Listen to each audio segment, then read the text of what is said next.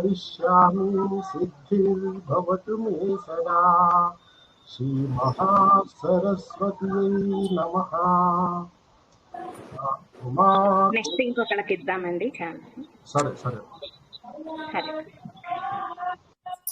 లక్ష్మి గారు చదువుతారా?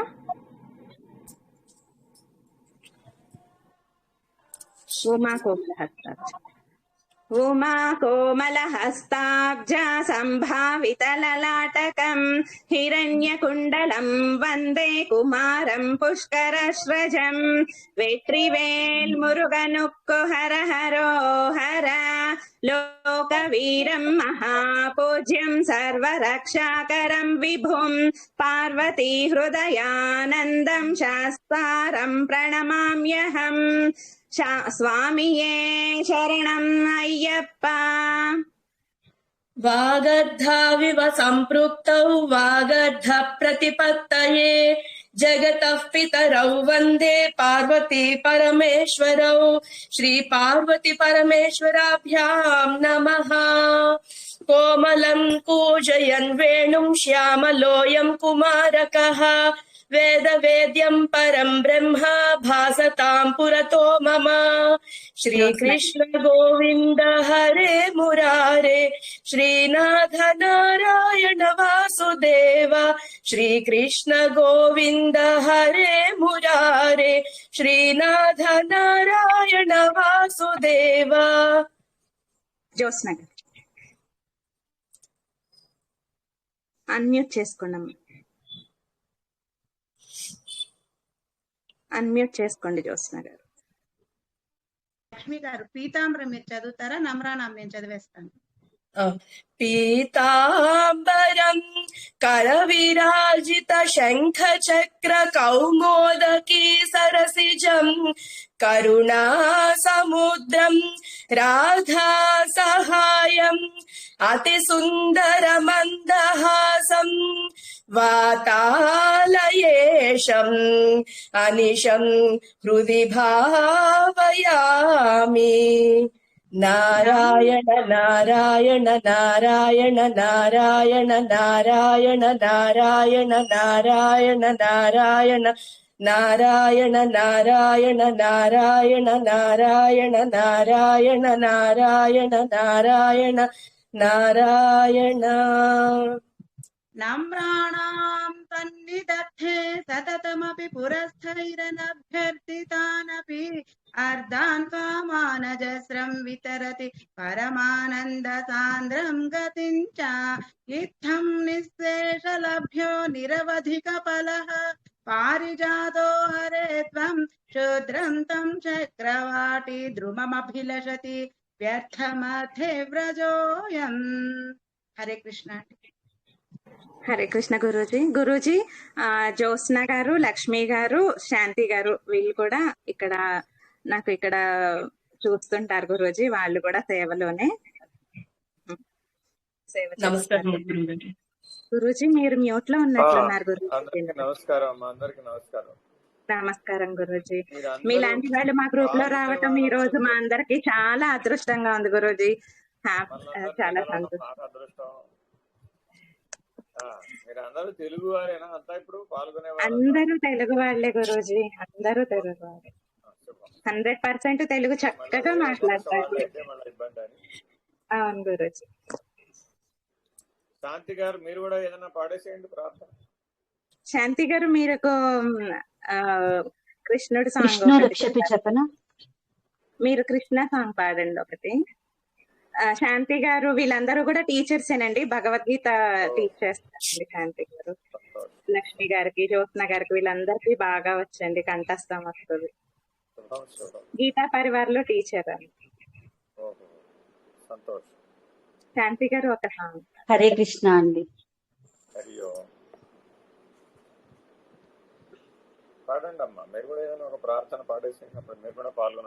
ఇది చెప్పనా అండి? గాయత్రి గారు కృష్ణో రక్షతు మాం అది చెప్పనారా? చెప్పండి. ఓకే. కృష్ణో రక్షతు మాం చరాచర గురుః కృష్ణం నమస్యే సదా కృష్ణేనైవ సురక్షితోహమసకృత్ कृष्णाय दत्तं मनः कृष्णादेव समुद्भवो मम विभो कृष्णस्य दासोऽस्म्यहम् कृष्णे भक्तिरचञ्चलास्तु भगवन् हे कृष्ण तुभ्यं नमः जय श्री कृष्ण हरि ओम अंडी థ్యాంక్ హరి యూ. ఓం శ్రీ గురుభ్యో నమః. హరి ఓం. ప్రారంభించవచ్చా? ఖచ్చితంగా గురూజీ. వెయిటింగ్ గురూజీ మేమందరం. పర్వాలేదమ్మా, ఇంకెవరైనా వీడియో ఆన్ చేసేవారంటే చేసుకుంటాం. ఆ, అలాగే గురూజీ. బ్రహ్మ కొంతమంది వీడియోస్ ఆన్ చేయండి జ్యోత్స్న గారు. సారీ గురూజీ. ఓకే, ప్రారంభించండి. బ్రహ్మానందం పరమ సుఖదం కేవలం జ్ఞానమూర్తిం ద్వంద్వాతీతం గగన సదృశం సత్వమస్యాదిలక్ష్యం ఏకం నిత్యం విమలమచలం సర్వధీ సాక్షిభూతం భావాతీతం త్రిగుణరహితం సద్గురుం తం నమామి. నమో బ్రహ్మాదిభ్యో బ్రహ్మ విద్యా సాంప్రదాయ కర్తృభ్యో వంశ ఋషిభ్యో మహాభ్యో నమో గురుభ్యః. సర్వోపప్లవరహిత ప్రజ్ఞానఘన ప్రత్యగర్భో బ్రహ్మైవాహమస్మి. అహం పదార్థరహితః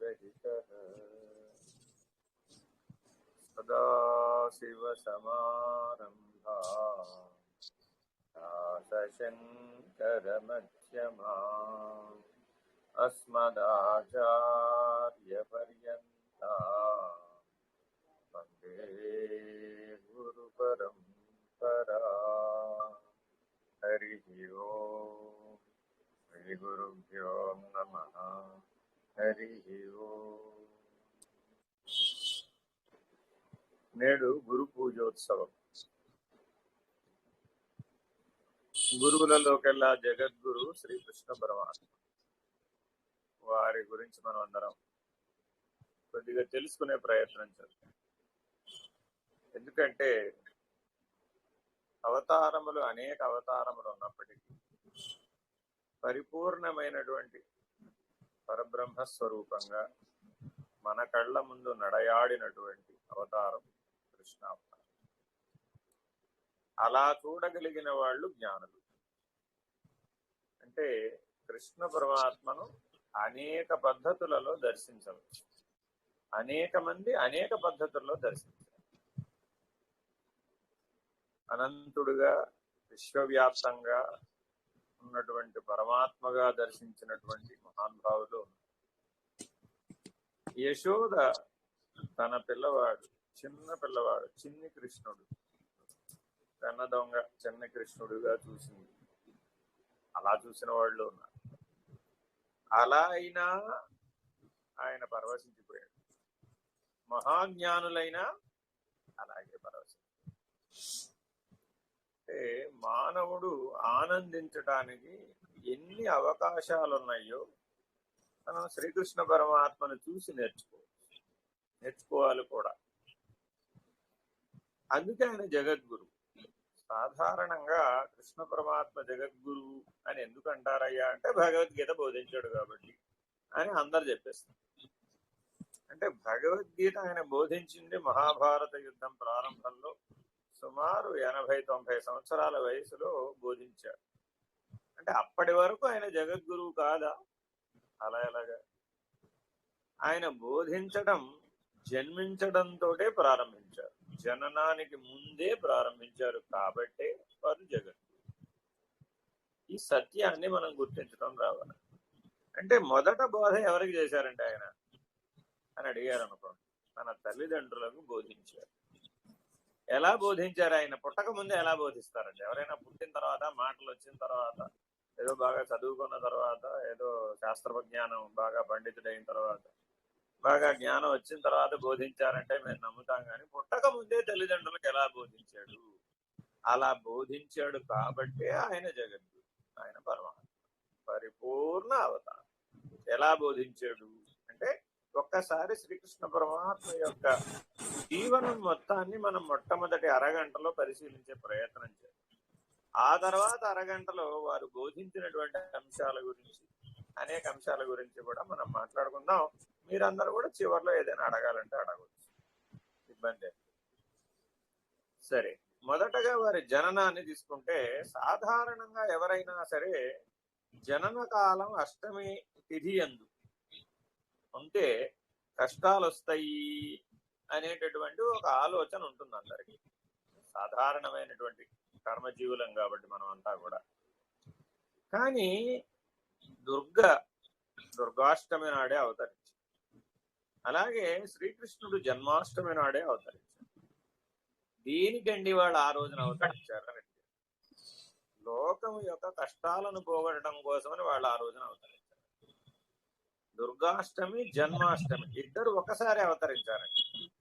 మనం చక్కగా భాగవతాన్ని గాని, కృష్ణ చరిత్రను గాని, కృష్ణ కర్ణామృతాన్ని గాని ఇత్యాది గ్రంథాలను ఏవి పరిశీలించినా కూడా ఒకేసారి జగన్మాత మాయాస్వరూపిణి దుర్గాష్టమి, దుర్గా అక్కడ ప్రభవించింది.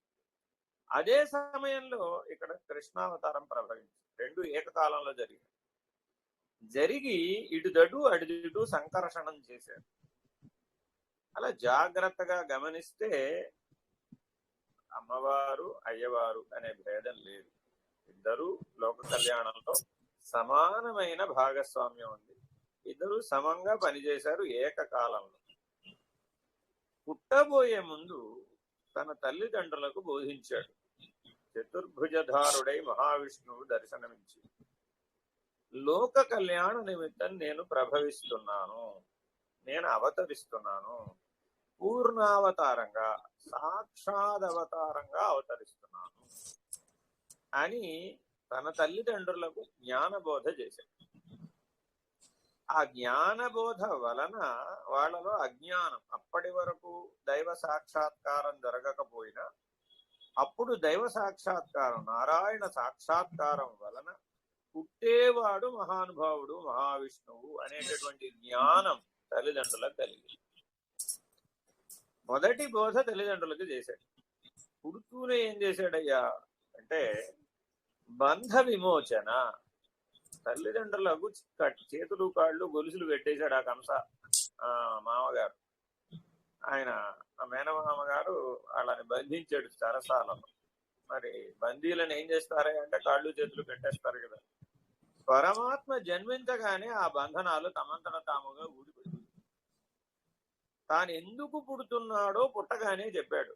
ఆయన నేను లోకంలో నన్ను ఆశ్రయించినటువంటి వాళ్ళందరి యొక్క బంధ విమోచన కొరకే నేను అవతరిస్తున్నాను. మీ అందరికీ కృష్ణుణ్ణి ఆశ్రయిస్తే ఏమిటి లాభం, ఏమిటి ప్రయోజనం అనేది శ్రీకృష్ణ జనన ఘట్టాన్ని పరిశీలిస్తేనే మనకు అర్థమైపోతుంది. బంధరాహిత్యంగా ముక్తి కలుగుతుంది, జ్ఞానం కలుగుతుంది. ఇవి శ్రీకృష్ణుని ఆశ్రయిస్తే కలిగే ఫలితాలు. సరే, పుట్టగానే ఆ కాపలాదారులైనటువంటి రాక్షసులందరూ కూడా ఒకేసారి గాఢ నిద్రాపరవశులు అయిపోయారు. మొత్తం అందరూ కూడా. దీన్ని బట్టి ఏం తెలిసింది? మనం గనక రాక్షస లక్షణాలతోనే గనక జీవనం సాగిస్తూ ఉంటే మనం పరమాత్మని దర్శించలేము. మనం గాఢ నిద్ర అనే అజ్ఞానావస్థలో మోహాంధకారంలో మునిగిపోయి పరమాత్మ పుట్టాడు, పరమాత్మ మనల్ని ఉద్ధరించడం కోసం అనేటటువంటి సత్సంగానికి, సత్సమయాన్ని, సల్లక్షణాలని, సద్గోష్ఠిని ఏ సమయంలో అయితే ఆచరించాలో ఆ సమయంలో ఆచరించకుండా అలసులమై నిద్రపోయేటటువంటి తామసిక లక్షణాలు మనలో గనక ఉంటే మనం కూడా ఆ రాక్షసుల వలనే ఏ ప్రయోజనాన్ని పొందాం. కానీ వాళ్ళు కూడా ఒక ప్రయోజనాన్ని పొందారు. పరమాత్మ అవతారం అంటే అర్థం ఏమిటంటే సకల లోకాలకు, లోకములలో ఉన్నటువంటి సర్వజీవులకు కూడా సుఖశాంతులను, ఆనందాన్ని, ప్రేమను, సుఖము, శాంతి, ఆనందం, ప్రేమ సమంగా పంచి ఇస్తారు. గుర్తుపెట్టుకోవాలి. అవతారుడు చేసేటటువంటి పని ఏమిటంటే సర్వజీవులకు, అంటే మనుషులకు ఒక్కరికని కాదు, పశువులు, పక్షులు, ఎవరైనా సరే, రాక్షసులు, దేవతలు, మనుషులు ఎవరైనా కావచ్చు, అందరికీ 4 మాత్రం సమంగా పంచి ఇస్తాడు. సుఖము, శాంతి, ఆనందం, ప్రేమ. ఈ 4 లక్షణాలు అవతారుడిలో పూర్ణంగా ఉంటాయి. 5వ లక్షణం పూర్ణంగా ఉండేది జ్ఞానం. సుఖము, శాంతి, ఆనందం, ప్రేమ, జ్ఞానం. ఈ 5 లక్షణాలు అవతారంలో పూర్ణంగా ఉంటాయి. అయితే అందరికీ అన్ని పంచి ఇవ్వడానికి వీలవుతుందా? వారి వారి అధికారిత్వాన్ని బట్టి పంచి ఇచ్చాడు. గుర్తుపెట్టుకోవాలి. అందరికీ అన్ని ఇవ్వలేదు. ఎందుకు ఇవ్వలేదంటే అవతారుడు దేవుడేగా, పరమాత్మగా, ఇచ్చేయచ్చుగా అందరికి. అలా ఇవ్వడం కూడా నీకు దాన్ని జీర్ణం చేసుకోగలిగిన శక్తి ఉంటేనే మీ అమ్మ నీకు అన్నం పెడుతుంది. మాతృహృదయంతో ఆలోచిస్తుంది అవతారం ఎప్పుడూ కూడా. ఈ పిల్లవాడికి ఇది జీర్ణం అవుతుందా అని ఆలోచించి జీర్ణమయ్యే ఆహారమే పెడుతుంది. పిల్లవాడు ఏవో అడుగుతుంటాడు, అడిగితే మాత్రం తల్లి పెట్టేస్తుందా? పెట్టదు కదా. ఎంత జాగ్రత్తగా వ్యవహరిస్తుంది. పిల్లవాడి ఆరోగ్యం చాలా ప్రధానం.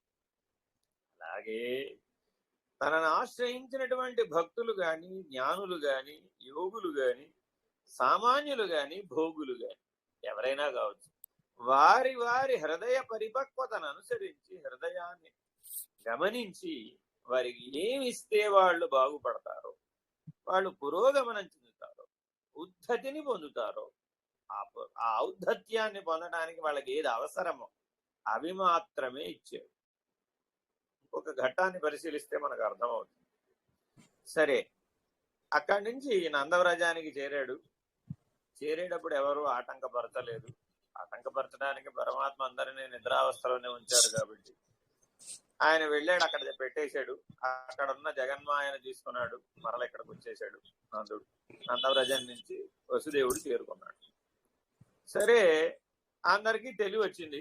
తెలివి వచ్చిన తర్వాత ఈ పిల్ల ఏడుస్తోంది. వచ్చాడు కంసుడు. ఇదేమిటి, మగపిల్లవాడు పుడతాడని అశరీరవాణి చెప్పింది కదా, అశరీరవాణి చెప్పింది కదా, సేట ఆడపిల్ల పుట్టిందేమిటి అని ఆశ్చర్యపోతూ ఉంటాడు. తల్లిదండ్రులు అదే సాకుగా తీసుకొని ఆడపిల్ల కదా వదిలేయమని ప్రాధేయపడతారు. కఠినాత్ముడు కదా కంసుడు.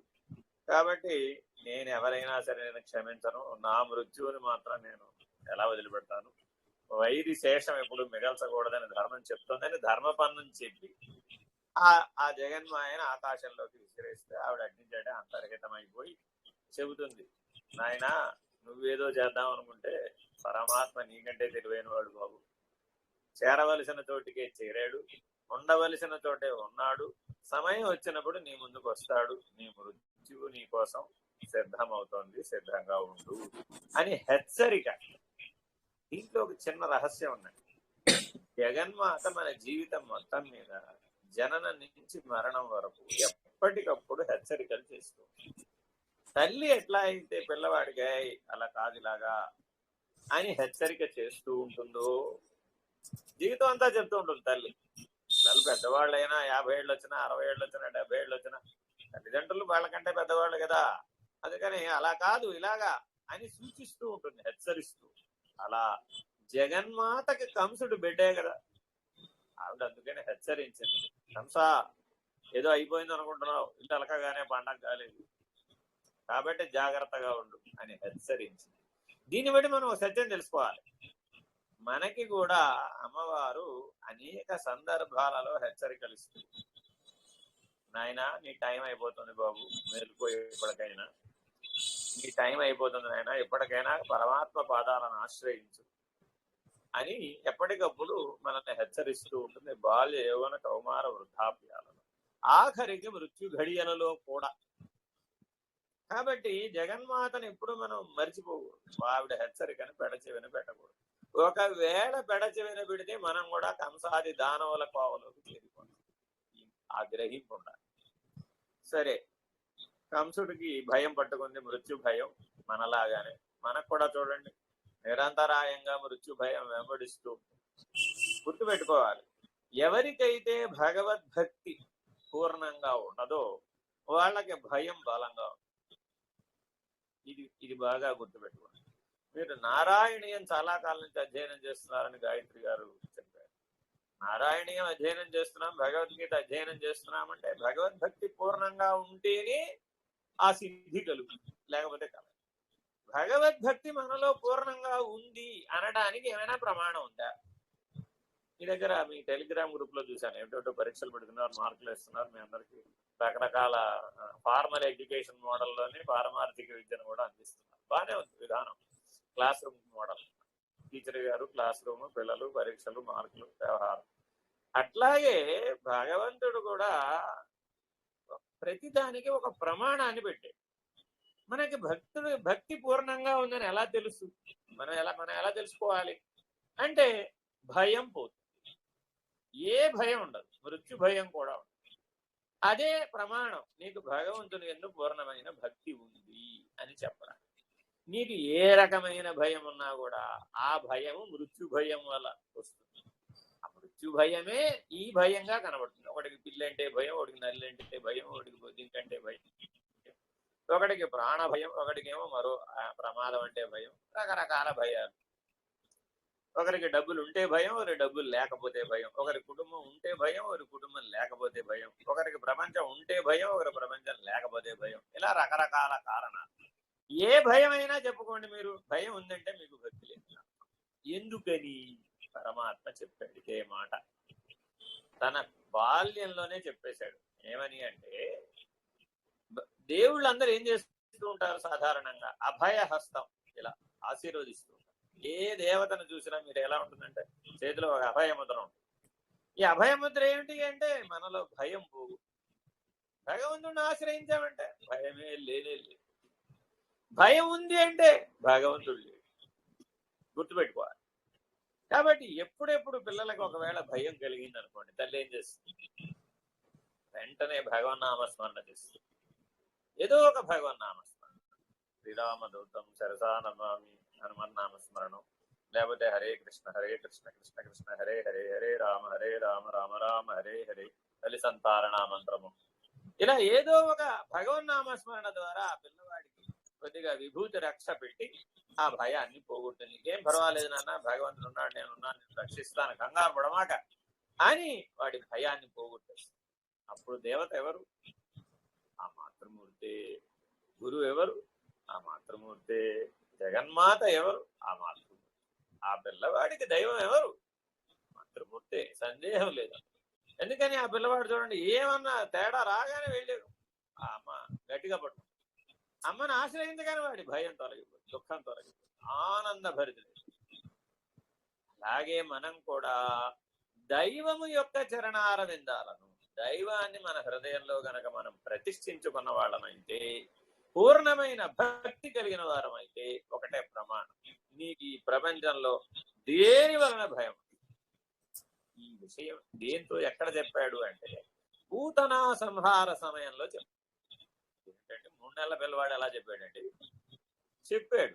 ఎలా చెప్పాడు అంటే ఎలా చెబుతున్నాడు, జగద్గురువు ఎలా చెప్తాడు అనేది మనం బాగా లోతుగా పరిశీలిస్తే తెలుస్తుంది. సరే, ఆవిడేదో వచ్చింది, పాలు ఇస్తానంది, వాళ్ళు ఎవరు వద్దన్నారు, నువ్వు ఇవ్వడం ఏంటమ్మా మా పిల్లాడికి అంటే, లేదు లేదు నేను ఇవ్వాల్సిందే, నాకు ఇప్పుడు అర్జెంటుగా పరమాత్మ పాలు ఇవ్వాలని చెప్తున్నాడు, నా కోరిక కలిగింది. ఈ పిల్లవాడు చాలా అందంగా ఉన్నాడు, ముద్దుగా ఉన్నాడు, ఏదో కబుర్లు అని చెప్పేసింది. ఆ పిల్లవాడికి పాలు ఇచ్చింది. ఎందుకని? అక్కడ రాజాజ్ఞ. ఈవిడ రాక్షసి, అంటే మనసులో రాక్షస స్వభావం ఉంది, స్త్రీయే కాని. అంతేగాని ఆవిడేదో కూరలు కొమ్ములు ఏదో మనం సినిమాలో చూపెట్టినట్టుగా అలా ఉందని అనుకోకూడదు. ఆవిడేం చేసింది? ఆ సంహార క్రియకి పూనుకుందనమాట. శిశు సంహారము మహాపాతకం కదా. అటువంటి పాతకానికి ఒడిగెట్టి మరి ఆవిడకి శిక్ష ఏమేయాలి? శిక్ష వేయాలా, శిక్షణ ఇవ్వాలా? గురువు గారంటే శిక్ష వేయాలా, శిక్షణ ఇవ్వాలా అంటే శిక్షణే ఇవ్వాలి. ఆయన శిక్షణే ఇచ్చానన్నాడు. దేవుడు స్వామి, ఆవిడ ప్రాణాలే హరించేసి శిక్షణ ఇచ్చానంట ఏమిటి? కాస్త మామూలుగా మంచిగా చెప్పొచ్చుగా. అది అది మంచి పద్ధతి కాదు. అలా చేయకూడదు, ఇలా చేయకూడదు అని ధర్మం చెప్పాలి కానీ వాడు ప్రాణాలే హరించవచ్చా? ప్రాణాలు ఇచ్చింది నేనే కదా. ఓ గొప్ప పాఠం నేర్పాడండి అక్కడ. ప్రాణం ఎవరిస్తున్నాడు? ప్రాణం ఎవరి అధీనంలో ఉంది? ఈశ్వరాధీనంగా ఉంది, పరమాత్మ అధీనంగా ఉంది. అందుకనే ప్రాణం వదిలిపెట్టాలంటే ఈశ్వరాజ్ఞ అవ్వాలి. పరమాత్మ ఆజ్ఞ ఇదే కానీ ప్రాణం ఎవరు వదిలిపెట్టలేదు. అలా కాకుండా ఎవరైనా సరే ప్రాణఘాతకి, ప్రాణహంతకి, అంటే ఒకరి ప్రాణాన్ని మనం గనక హరించే ప్రయత్నం గనక మనం చేసినట్టే, ఒకరు అంటే అక్కడ ఎవరైనా కావచ్చు, జీవులు కావచ్చు, మనుషులు కావచ్చు, ఎవరైనా కావచ్చు, ఎవరి ప్రాణాన్నైనా నువ్వు హరించే ముందు నేను ఒక ప్రశ్న వేసుకోమని అడిగాడు. నీకు ప్రాణం ఇవ్వగలిగే శక్తి ఉందా? నీకు ప్రాణం పోయగలిగే శక్తి ఉంటే నీకు ప్రాణం హరించగలిగే శక్తి ఉంది. అందుకని ఈశ్వరుడికి ప్రాణ ప్రదాత అని పేరు, అలాగే లయకారకుడు అని కూడా పేరు. ఆయన సృష్టికర్త, అలాగే లయకారకుడు కూడా. ప్రాణం ఇవ్వను గలడు, ప్రాణాన్ని హరించను గలడు. ఆ సామర్థ్యం ఈశ్వరుడికి ఒక్కడికే ఉంది, పరమాత్మకు ఒక్కడికే ఉంది. కానీ మరి నువ్వు ఆ పని చేయడం తప్పు కదా అని ఆవిడకి ఏం చేశాడంటే శిక్ష రూపంలో శిక్షణ ఇచ్చాడు. ఎలాగా? ఆవిడ ప్రాణాలను హరించేసి పాలతో 3వ గుక్క పాలకి ఆవిడ ప్రాణాలు, పంచ ప్రాణాలు హరించేసి ఆవిడ పడిపోయింది నేల మీద. అంతేకా మరి ప్రాణం హరిస్తే ఇంకేముంది? ఆవిడ మీద పడి హాయిగా చిద్విలాసంగా ఆడుకుంటాడు 3 నెలల పిల్లవాడు. ఆయనకేం భయం? అదేదో రాక్షసని, అదేదో శవమని, ప్రాణం పోయిందని, ఉన్నదని, దాంట్లో ఏదో అవన్నీ ఆయనకి. సచ్చిదానంద స్వరూపుడు బ్రహ్మాండంగా ఆడుకుంటున్నాడు దాని మీద పడి. ఎందుకని? ఈ బ్రహ్మాండమే నాది. శివము నీదేమిటి, శవము నాదేమిటి? శివము శవము రెండు నాదే. అందులో చైతన్యం ఉంటే శివం, చైతన్యం తప్పుకుంటే శవం. అయితే అంతా బ్రహ్మాండంలో భాగమేగా. అణువు నుంచి మహత్ దాకా అంతా పరమాత్మలో భాగమే కదా. కాబట్టి నాకేమిటి తేడా? నాకేం తేడా లేదన్నాడు. హాయిగా పోతన శవం మీద ఆడుకుంటు ఇలా బోధించాడు. మరి మనం ఏం చేస్తున్నాం? ఎవరైనా వెళ్ళిపోయారంటే చాలు లబోది లబోది ఏడవచ్చా? కూడదు కదా. శ్రీకృష్ణుడు అవతారం మొత్తం మీద ఎక్కడా కూడా, ఏ సంఘటనలో కూడా కంటి వెంట ఒక్క చుక్క పెట్టిన సందర్భం ఏ గ్రంథంలోనూ లేదు, ఏ దర్శనంలోనూ. దుఃఖించినటువంటి అవతారం కృష్ణావతారం. రామావతారంలో మళ్ళా సీతావియోగంలో దుఃఖించాడు. కానీ కృష్ణావతారంలో తన కళ్ళ ముందు ద్వారక మునిగిపోయింది, ఏం చెల్లించలేదు. యాదవ వంశం మొత్తం నాశనం అయిపోయింది, ఏం చెల్లించలేదు. కురుపాండవ సమరంలో 18 అక్షోహిణీల సేన ఎందుకు కొరగాకుండా పోయింది, మొత్తం పోయేది. ఒక్కసారి కూడా కంటి వెంట చుక్కబడి. రేపల్లె నుంచి ఒకసారి నగరానికి వచ్చేసాడు, మధురాపురికి. వచ్చి తిరిగి వెనక్కి వెళ్ళలేదు. మీ అమ్మ ఏడుస్తుందయ్యా యశోద నీకోసం అని నందుడు వచ్చి చెప్తాడు. అలాగా ఆ సమయం అయిపోయింది అంటాడు. అంతేగాని ఒక్క కంటి వెంట చుక్క రాల్సదు. దేవకీ వసుదేవులను కంస సంహారం వరకు వచ్చి చూడలేదు. తెలుసు తనకి, తన తల్లిదండ్రులను కంసుడు ధనుర్యాగానికి పిలిచేంత వరకు వచ్చి చూడలేదు. మనం ఒక్క పూట మా అమ్మ నాన్న కనబడకపోతే మనకి వలవలా వలవలా వలవలా. కాబట్టి కర్మజీవులుగా మనం జీవిస్తున్న వాళ్ళ మనం ఎలా ఉన్నామంటే అహంకార మమకారాలతో బాధించబడుతూ, భయపడుతూ, జనన మరణాలకు లోబడి, పరిమితమైన జ్ఞానంతో వ్యవహారమే సత్యమని జీవిస్తున్నాం, కర్మఫలానికి లోబడి. అదే పరమాత్మ ఎలా జీవించాడు? ఏ అహంకారం లేకుండా జీవించాడు, ఏ మమకారం లేకుండా జీవించాడు, పూర్ణ జ్ఞానంతో జీవించాడు, ఏ దుఃఖం లేకుండా జీవించాడు, ఏ బంధం లేకుండా జీవించాడు, నిత్యముక్తుడై జీవించాడు. సరే, పూతనా సంహారం అయిపోయింది. ఎవరికైనా ఈ ప్రపంచంలో ఏమా మీ జీవితం ఎలా సాగుతోంది అని ఎవరైనా అడిగామనుకోండి, మన సత్సంగ సభ్యులు ఇక్కడ చాలా మంది 169 మంది పార్టిసిపెంట్స్ కనబడుతున్నారు. ఈ జీవితం ఎలా ఉందమ్మా అని అడిగారు అనుకోండి, ఏం చెప్తామండి, బోల్డ్ కష్టాలు. దేవుడి దగ్గరికి వెళ్ళినా బోల్డ్ కష్టాలు చెప్పుకుంటారు. అదేమిటో నాకు అర్థం కాదు. భక్తులందరినీ గమనిస్తూ ఉంటాను. నేను దేవాలయానికి వెళ్తే నేను దేవుడి తర్వాత చూస్తాను, ముందు భక్తులందరినీ చూస్తాను. ఈ భక్తులందరూ ఏం చేస్తున్నారా అని గమనిస్తే దేవుడి దగ్గరికి వెళ్ళి అంతా వాడి జీవితంలో ఉన్న అన్ని వెళ్ళబోస్తుంది. బోల్డ్ కష్టాలు. దేవుడు కాబట్టి ఎవరికి చెప్పుకుంటామండి? ఈ ఈ ఊళ్ళో ప్రపంచంలో మనుషులకు చెప్పుకుంటే వాళ్ళు ఏమైనా అరుస్తారా, తీరుస్తారా? ఏమైనా తీర్చాలంటే ఆ దేవుడు తీర్చాలి. కాబట్టి నా జీవితంలో ఉన్న కష్టాలన్నీ దేవుడికి అని సందర్భం వచ్చినప్పుడల్లా దేవాలయానికి వెళ్ళో లేకపోతే వాళ్ళ ఇంట్లోనో ఎప్పుడో ఒకప్పుడు దేవుడు ఎప్పుడు కనబడతాడా ఆయనకి మాత్రం నా జీవితం గురించి బోల్డ్ ఏకరవ పెట్టేయాలని సిద్ధపడిపోయి రెడీ అయిపోతుంది ప్రతిరోజు. అది స్త్రీ పురుష భేదం లేదు, ఎవరైనా అదే చేస్తారు. అని పరమాత్మ ఏమంటున్నాడంటే, ఏమయ్యా నా జీవితాన్ని మీరు పరిశీలించండి. చెరసాలలో పుట్టాను, యమునా నది దాటాను, పుట్టినరోజే గంటలలోనే పూర్ణ వాన, అంత వానలో గంపలో పుట్టిన పసిగుడ్డును పట్టుకుని వెళ్ళాడు యమునా నది దాటి. మనం ఏమంటామండి? మన పిల్లల్ని ఎలా చూస్తున్నాం మనం? అబ్బో ఇప్పుడు బయటికి తీసుకెళ్ళడం ఏమిటి, అసలు కుదరదు. ఏమిటి 3 నెలలు వచ్చినా సరే 3 గంటలు కూడా కాలేదు, అక్కడ 3 నిమిషాల్లోనే పట్టుకుపోయాడు, అంతే అన్నవరజం చేర్చాడు. కష్టాలంటే శ్రీకృష్ణ చరిత్ర చదవాలి, అప్పుడు కష్టం అంటే ఏమిటో తెలుసు. చిన్న పిల్లవాడుగా అసలు ఏమి లోక జ్ఞానం కాదు కదా, మాటలు రాకముందు నుంచే 3వ నెల నుంచే లోక కళ్యాణం, దుష్ట శిక్షణ, శిష్ట రక్షణ భారాన్ని స్వీకరించాడు. 3 నెలల పిల్లవాడు. మనలో ఉన్న దుష్ట లక్షణాలను పోగొట్టుకోమంటేనే మనం 30 ఏళ్ళు, 40 ఏళ్ళు, 50 ఏళ్ళు, 60 ఏళ్ళు, 70 ఏళ్ళు, 80 ఏళ్ళు అయిపోయినా కూడా మనలో ఉన్న దుష్ట లక్షణాలను పోగొట్టుకోవడానికి నానా కష్టాలు పడుతుంటాం. పూర్ణావతారానికి కర్మ ఫలానుసారం పుట్టినటువంటి జీవులకు ఎంత జీవన భేదం ఉందో మనం గ్రహించాలి. అందుకని పరమాత్మ ఏం చెప్తాడంటే, నాయన ఇతరుల యొక్క ఔన్నత్యం కోసం, ఇతరుల యొక్క జ్ఞానం కోసం, ఇతరుల యొక్క మోక్షం కోసం, ఇతరుల యొక్క బంధ విమోచన కొరకు నువ్వు పాటుపడు, నీ సంగతి నేను చూస్తాను.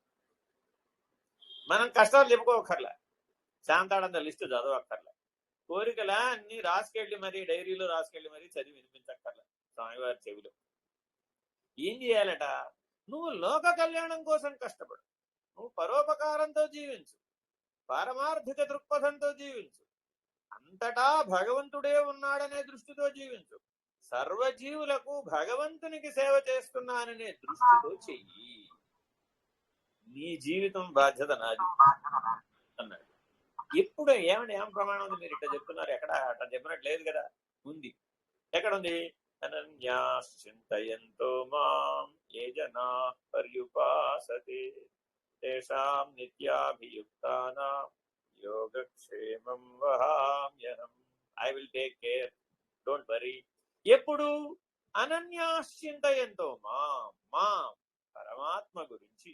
నీవు భర్తకి పిల్లలకి అన్నం వండుతున్నావమ్మా అనుకో, భర్తకి పిల్లలకు వండుతున్నాను అనుకో, మాగా పరమాత్మ కోసమే వండుతున్నాను అనుకో. అలాగే భర్తకి పిల్లలకి వడ్డిస్తున్నావమ్మా, భర్తకి పిల్లలకి వడ్డిస్తున్నాను అనుకో, మాక పరమాత్మకే నివేదిస్తున్నానని అనుకో. సాక్షాత్తు పరమాత్మ ఆ రూపంలో భుజిస్తున్నాడు నీ చేతితో, అంత అవకాశం ఇచ్చాడు పరమాత్మ. నువ్వు భోజనం చేస్తున్నావమ్మా, నీలో ఉన్న పరమాత్మకి నివేదిస్తున్నావు అనుకో. నీ ఇల్లు పరమాత్మ నివాసం, నీ శరీరం పరమాత్మ నివాసం, నీ హృదయం పరమాత్మ నివాసం అనుకో, భావంలో అనుకో. అదిగా చింతన అంటే. అనన్యాశ్చింతయంతో, నేను భగవంతుడి కంటే వేరుగా ఎక్కడ ఉన్నానండి అసలు? నా శరీరంలో భగవంతుడున్నాడు, నా హృదయంలో భగవంతుడున్నాడు, మా ఇంట్లో భగవంతుడున్నాడు, ఈ ప్రపంచం అంతటా నాకు భగవంతుడే కనబడుతున్నాడు అన్నాడు చైతన్య మహాప్రభు. అందుకే ఆ చైతన్య మహాప్రభు వడలు మరిచి గానం చేసే విధానం ఏదైతే ఉందో అదే ఇప్పుడు ఇస్కాన్ సంస్థకి ప్రాణమై కూర్చుంది. వీళ్ళు ఎందుకు అలాగా అన్ని భజన వాయిద్యాలన్నీ పట్టుకుని ఒకటే మంత్రం, కలిసంతారణ మంత్రం, హరే రామ రామ రామ హరే హరే, హరే కృష్ణ కృష్ణ కృష్ణ హరే హరే. ఇస్కాన్ మొత్తం నిలబడింది, మొత్తం అంతా కూడా ఆ కలిసంతారణ మంత్రం. ఏమిటయ్యా? చైతన్య మహాప్రభు సంకీర్తనా పద్ధతి ద్వారా తరించారు. 60 భక్తి మార్గాలలో సంకీర్తనం గొప్ప మార్గం. ఆ మార్గాన్ని అనుసరించాడు చైతన్య మహాప్రభు. మనం కూడా దాన్ని అనుసరించవచ్చు. అందుకే భారతదేశంలో సనాతన ధర్మంలో చిన్నపిల్లలకి తల్లి అన్నం పెడుతోంది అనుకోండి, 6 నెలల పిల్లవాడికి అమ్మ ఏదో తయారు చేసి పెడుతుంది అనుకోండి, నాన్న చిన్ని కృష్ణ, బాలకృష్ణ, రానాయనా అంటూ. ఆవిడ దృష్టిలో వాడి పేరు సుబ్బారావు, వెంకటరావు, పుల్లారావు అయితే అది పెట్టి పిలవదు, ఏదో పేరు పెడుతుంది. ఆ నామకరణం పేరు పెట్టి పిలుస్తుందా? పిలవదు. బాలరాముడనో, బాలకృష్ణుడనో, బాలశంకరుడనో పిలుస్తుంది. అలా పిలిచేటటువంటి గొప్ప సాంప్రదాయం. అమ్మవారు అనుకో, అయ్యా ఆడపిల్ల అనుకో, అమ్మ బాలా త్రిపుర సుందరి రామ్మ అంటూ, అమ్మా లక్ష్మి రామ్మ, సరస్వతి రామ్మ అని అమ్మవారి పేరుతో పిలుస్తుంది. ఇప్పుడు ఏమైంది? ఆవిడ తన పిల్లలకి పెట్టడం లేదు అన్నం, పరమాత్మకు పెట్టు. ప్రతి తల్లి యశోదమ్మే, ప్రతి తల్లి దేవకియే, కానిది ఎక్కడ? కాబట్టి ఇలా అనన్యాశ్చింతయంతో మా, నీ భర్త పరమేశ్వరుడు, నీవో పరమేశ్వరివి. అందరూ పరమాత్మ స్వరూపులుగా చూడడం నేర్చుకో, భావించడం నేర్చుకో. ఇంకో ఉదాహరణ చెప్తాను. ఇప్పుడు కాళీయమర్దనం ఘట్టం తీసుకున్నాం. అప్పుడు బాలకృష్ణుడికి అన్నేళ్ళు, ఏదో 6 ఏళ్ళు 7 ఏళ్ళు 8 ఏళ్ల లోపల పిల్లవాడు బాలకృష్ణుడు అంటూ ఉంటారు. అది ఆ కాళింది నది ఒడ్డున ఉన్నటువంటి మడుగు. ఆ మడుగులో ఆ సర్పం నివాసం ఉంది. దాని విషంతో అదంతా నీళ్ళంతా విషపూరితం అయిపోయింది. ఆ పశువులన్నీ ఆ విషపు నీళ్లు తాగి, వాటికి తెలియదు కదా, జ్ఞానం లేదు కదా, ఆ విషపు నీళ్లు తాగి చనిపోతాయి. అవేమైనా శ్రీకృష్ణుణ్ణి మమ్మల్ని కాపాడమని అడిగినయ్యా? మనలాగా ఏమన్నా మరబెట్టినయ్యా? ఎన్ని నైవేద్యాలు పెడతామో మనం పరమాత్మకి, బోల్డ్ నైవేద్యాలు పెట్టి పైగా చదువుతాం. ఇన్ని నైవేద్యాలు పెట్టాను నేను తెలుసా నీకు? అదేమిటి నారికేళ సహిత, అది గుణ సహిత, ఏదో అపూప సహిత, ఏదో పేర్లను చదువుతాం. చదివి మహానివేద్యం రోజు. పశువులు ఏం పెట్టినాయి? ఏం పెట్టలేదే. పశువులు దీనంగా శ్రీకృష్ణుడి వైపు చూసినాయట, మమ్మల్ని కాపాడమని. అంతే, నేనున్నా, మీరేం కంగారు పడమాకండి అన్నాడు. అంతే, అభయం ఇచ్చాడు. వెళ్ళి పశువులన్నింటినీ పక్కకు తోలుకుపోమని గోపాలుడికి చెప్పి ఆ మడుగులో దూకేశాడు. ఇంకా కృష్ణుడు అయిపోయాడు, మనకి లేడు కృష్ణుడు అని గోపబాలుడు తేల్చేశారు. ఎందుకని? రావడం లేదు బయటికి, లోపలికి వెళ్ళిపోయాడు. వాళ్ళకి తెలుసుగా, రోజు చూస్తారుగా, పశువులు లోపలికి పోతే అవి అట్టాగే లోపలికి పోయి ఆ సర్పం బారిన పడి చనిపోతాం. ఇంకా కృష్ణుడు చనిపోయాడని వెళ్ళి గొల్లున అందరికి, నందవరాజంలో అందరికీ చెప్పేస్తారు. నందవరాజం మొత్తం రేపల్ల కదిలి వచ్చేసి కృష్ణ కృష్ణ అని పిలుస్తూ ఉంటారు ఒడ్డు మీద నిలబడి. అందరూ మరిచిపోయిన సంగతి ఏమిటి? అప్పటికి ఆల్రెడీ కొంతమందిని పంపించేశాడు పరలోకానికి. ఎవరెవరిని? శకటాసుడిని పంపించేశాడు, తృణావర్తుని పంపించేశాడు, ఇంకా ఎవరెవరినో పూతనని పంపించేశాడు, నార్థభాసుడిని పంపించేశాడు. ఇలా అనేక మంది రాక్షసులని సంహారం చేసుకుంటూ వెళ్ళిపోతున్నాడు. లోక కళ్యాణ కార్యక్రమం జరిగిపోతూ ఉంది. బాలుడైనా కూడా అక్కడ ఏమీ తేడా లేదు. పైగా అప్పటికే గోవర్ధనగిరిని ఎత్తేసాడు కూడా ఆల్రెడీ. ఆ గోవర్ధనగిరిని ఎత్తి 3 రోజుల పాటు అందరికీ ఆశ్రయం ఇచ్చినటువంటి మహానుభావుడు మడుగులో పడి చనిపోయాడని పిల్లల రేపల్లో ప్రజలు అందరూ గొల్లును ఏడుస్తారు.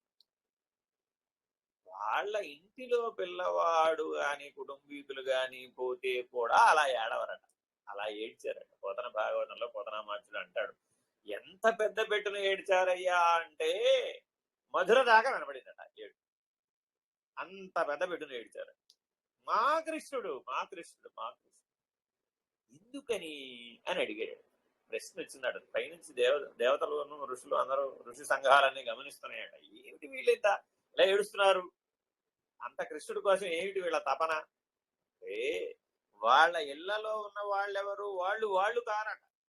అదే గోప భక్తి, గోపకాంతల యొక్క భక్తి గాని, గోపికల యొక్క భక్తి గాని అత్యున్నతమైన భక్తి అని నారద భక్తి సూత్రాలలో నారదుడు కీర్తిస్తాడు. అనన్య భక్తి అంటారు. ఈ అనన్య భక్తి, గోపికలకు ఉన్నటువంటి అనన్య భక్తి గనక మనకు కలిగితే మనం మన జీవితం గురించి ఏం పట్టించుకోవాలి. మనం ఏం చేస్తున్నాం? మనం ఏ స్థితిలో ఉండాలో, ఏది పొందాలో అది పొందితే మన పని అయిపోతుంది, అంతా పరమాత్మ చూసుకుంటాడు. కానీ మనం ఏం చేస్తున్నాం? పరమాత్మకి ఎన్ని పనులు, నా సంగతి మర్చిపోతాడేమో అని మళ్ళా స్టోరీ అంతా చదువుతుంది. చదవక్కర్లేదు, చెప్పక్కర్లేదు, నీ గురించి నువ్వేమీ విన్నవించుకోవక్కర్లేదు. ఎందుకని నీ హృదయంలో పరమాత్మ అంటే సకలాన్ని గమనిస్తున్నాడు సాక్షిగా. నీవు నిద్రపోవచ్చేమో, పరమాత్మ నిద్రపోడు. నువ్వు నిద్రపోయినా నీ హృదయంలో పరమాత్మ సాక్షిగా మేల్కొని నిన్ను సర్వదా రక్షిస్తూ గమనిస్తూ ఉన్నాడు చైతన్య రూపంలో, పరమాత్మ రూపంలో. ఆ మాట కాళీయమడుగులో నుంచి ఆ నృత్యం చేస్తూ వస్తాడు. ఇప్పటికీ తెల్లానా రూపంలో పాడుతూ ఉంటారు ఆ నృత్య విధానాన్ని. దానికి ఒక గొప్ప కల్పన కవి కల్పించాడు.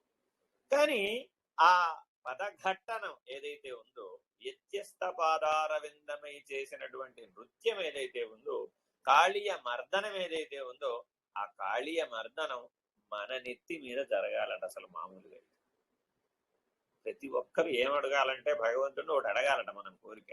ఆయన ఆ కాళీయ మర్దన నృత్యం నా నెత్తి మీద కూడా కాసేపు చేయవచ్చు కదా. ఎందుకనిట శిరస్సు నుండి కణికి విషం.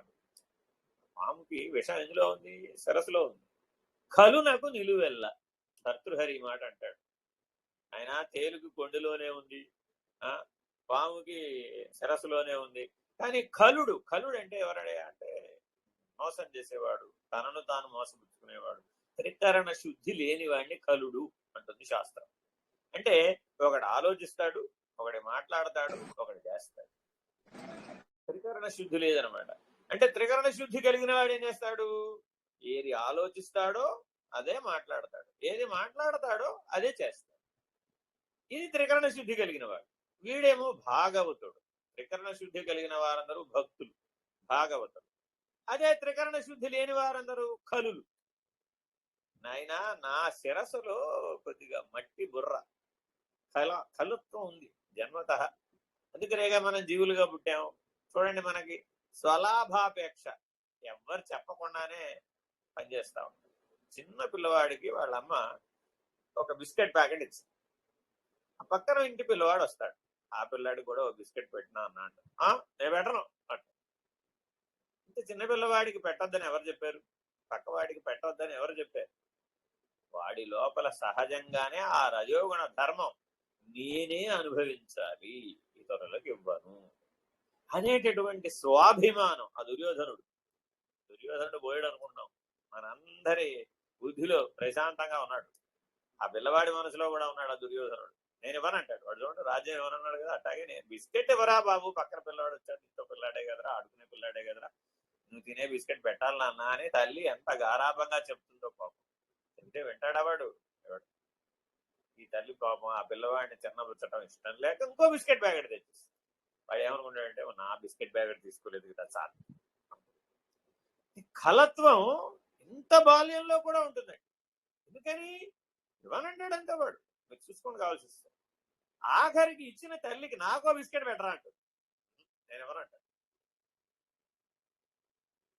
కలియుగంలో కలి యొక్క ప్రభావం ఎంత బలంగా ఉందయ్యా అంటే, మాటలు రాని పిల్లవాడి హృదయంలో కూడా కలిస్థానం, పరమాత్మ స్థానం ఎక్కడైతే ఉంటుందో అక్కడ కలిపురుషుడు ఉండడు. ఎక్కడైతే కలిపురుషుడు ఉన్నాడో అక్కడ పరమాత్మ ఉండడు. ఈ సత్యాన్ని మనం గ్రహించాలట. దీనికో ఉదాహరణ చెప్తాను. పరమాత్మ చదువుకోవాలి కదా, మరి మనలాగా చదువుకోకపోతే ఎలాగా? అందుకని పరమాత్మని నందుడు 14 ఏళ్ళు వచ్చిన తర్వాత గురుకులానికి పంపాడు. ఇప్పుడు మనం 2.5 ఏళ్లకు వాడిని తీసుకెళ్లి జైల్లో వేయకపోతే మనకు నచ్చదు. ఏమైనా సరే వాడిని వేసేయాల్సిందేనంటే 2.5 కల్లా జైల్లో వేసేయాలి. వాడికి ఇంకా సరిగ్గా కన్నేదో చెవేదో చెయ్యేదో తెలియదు వాడికి, ఆ 2.5 ఏళ్ల వాడికి.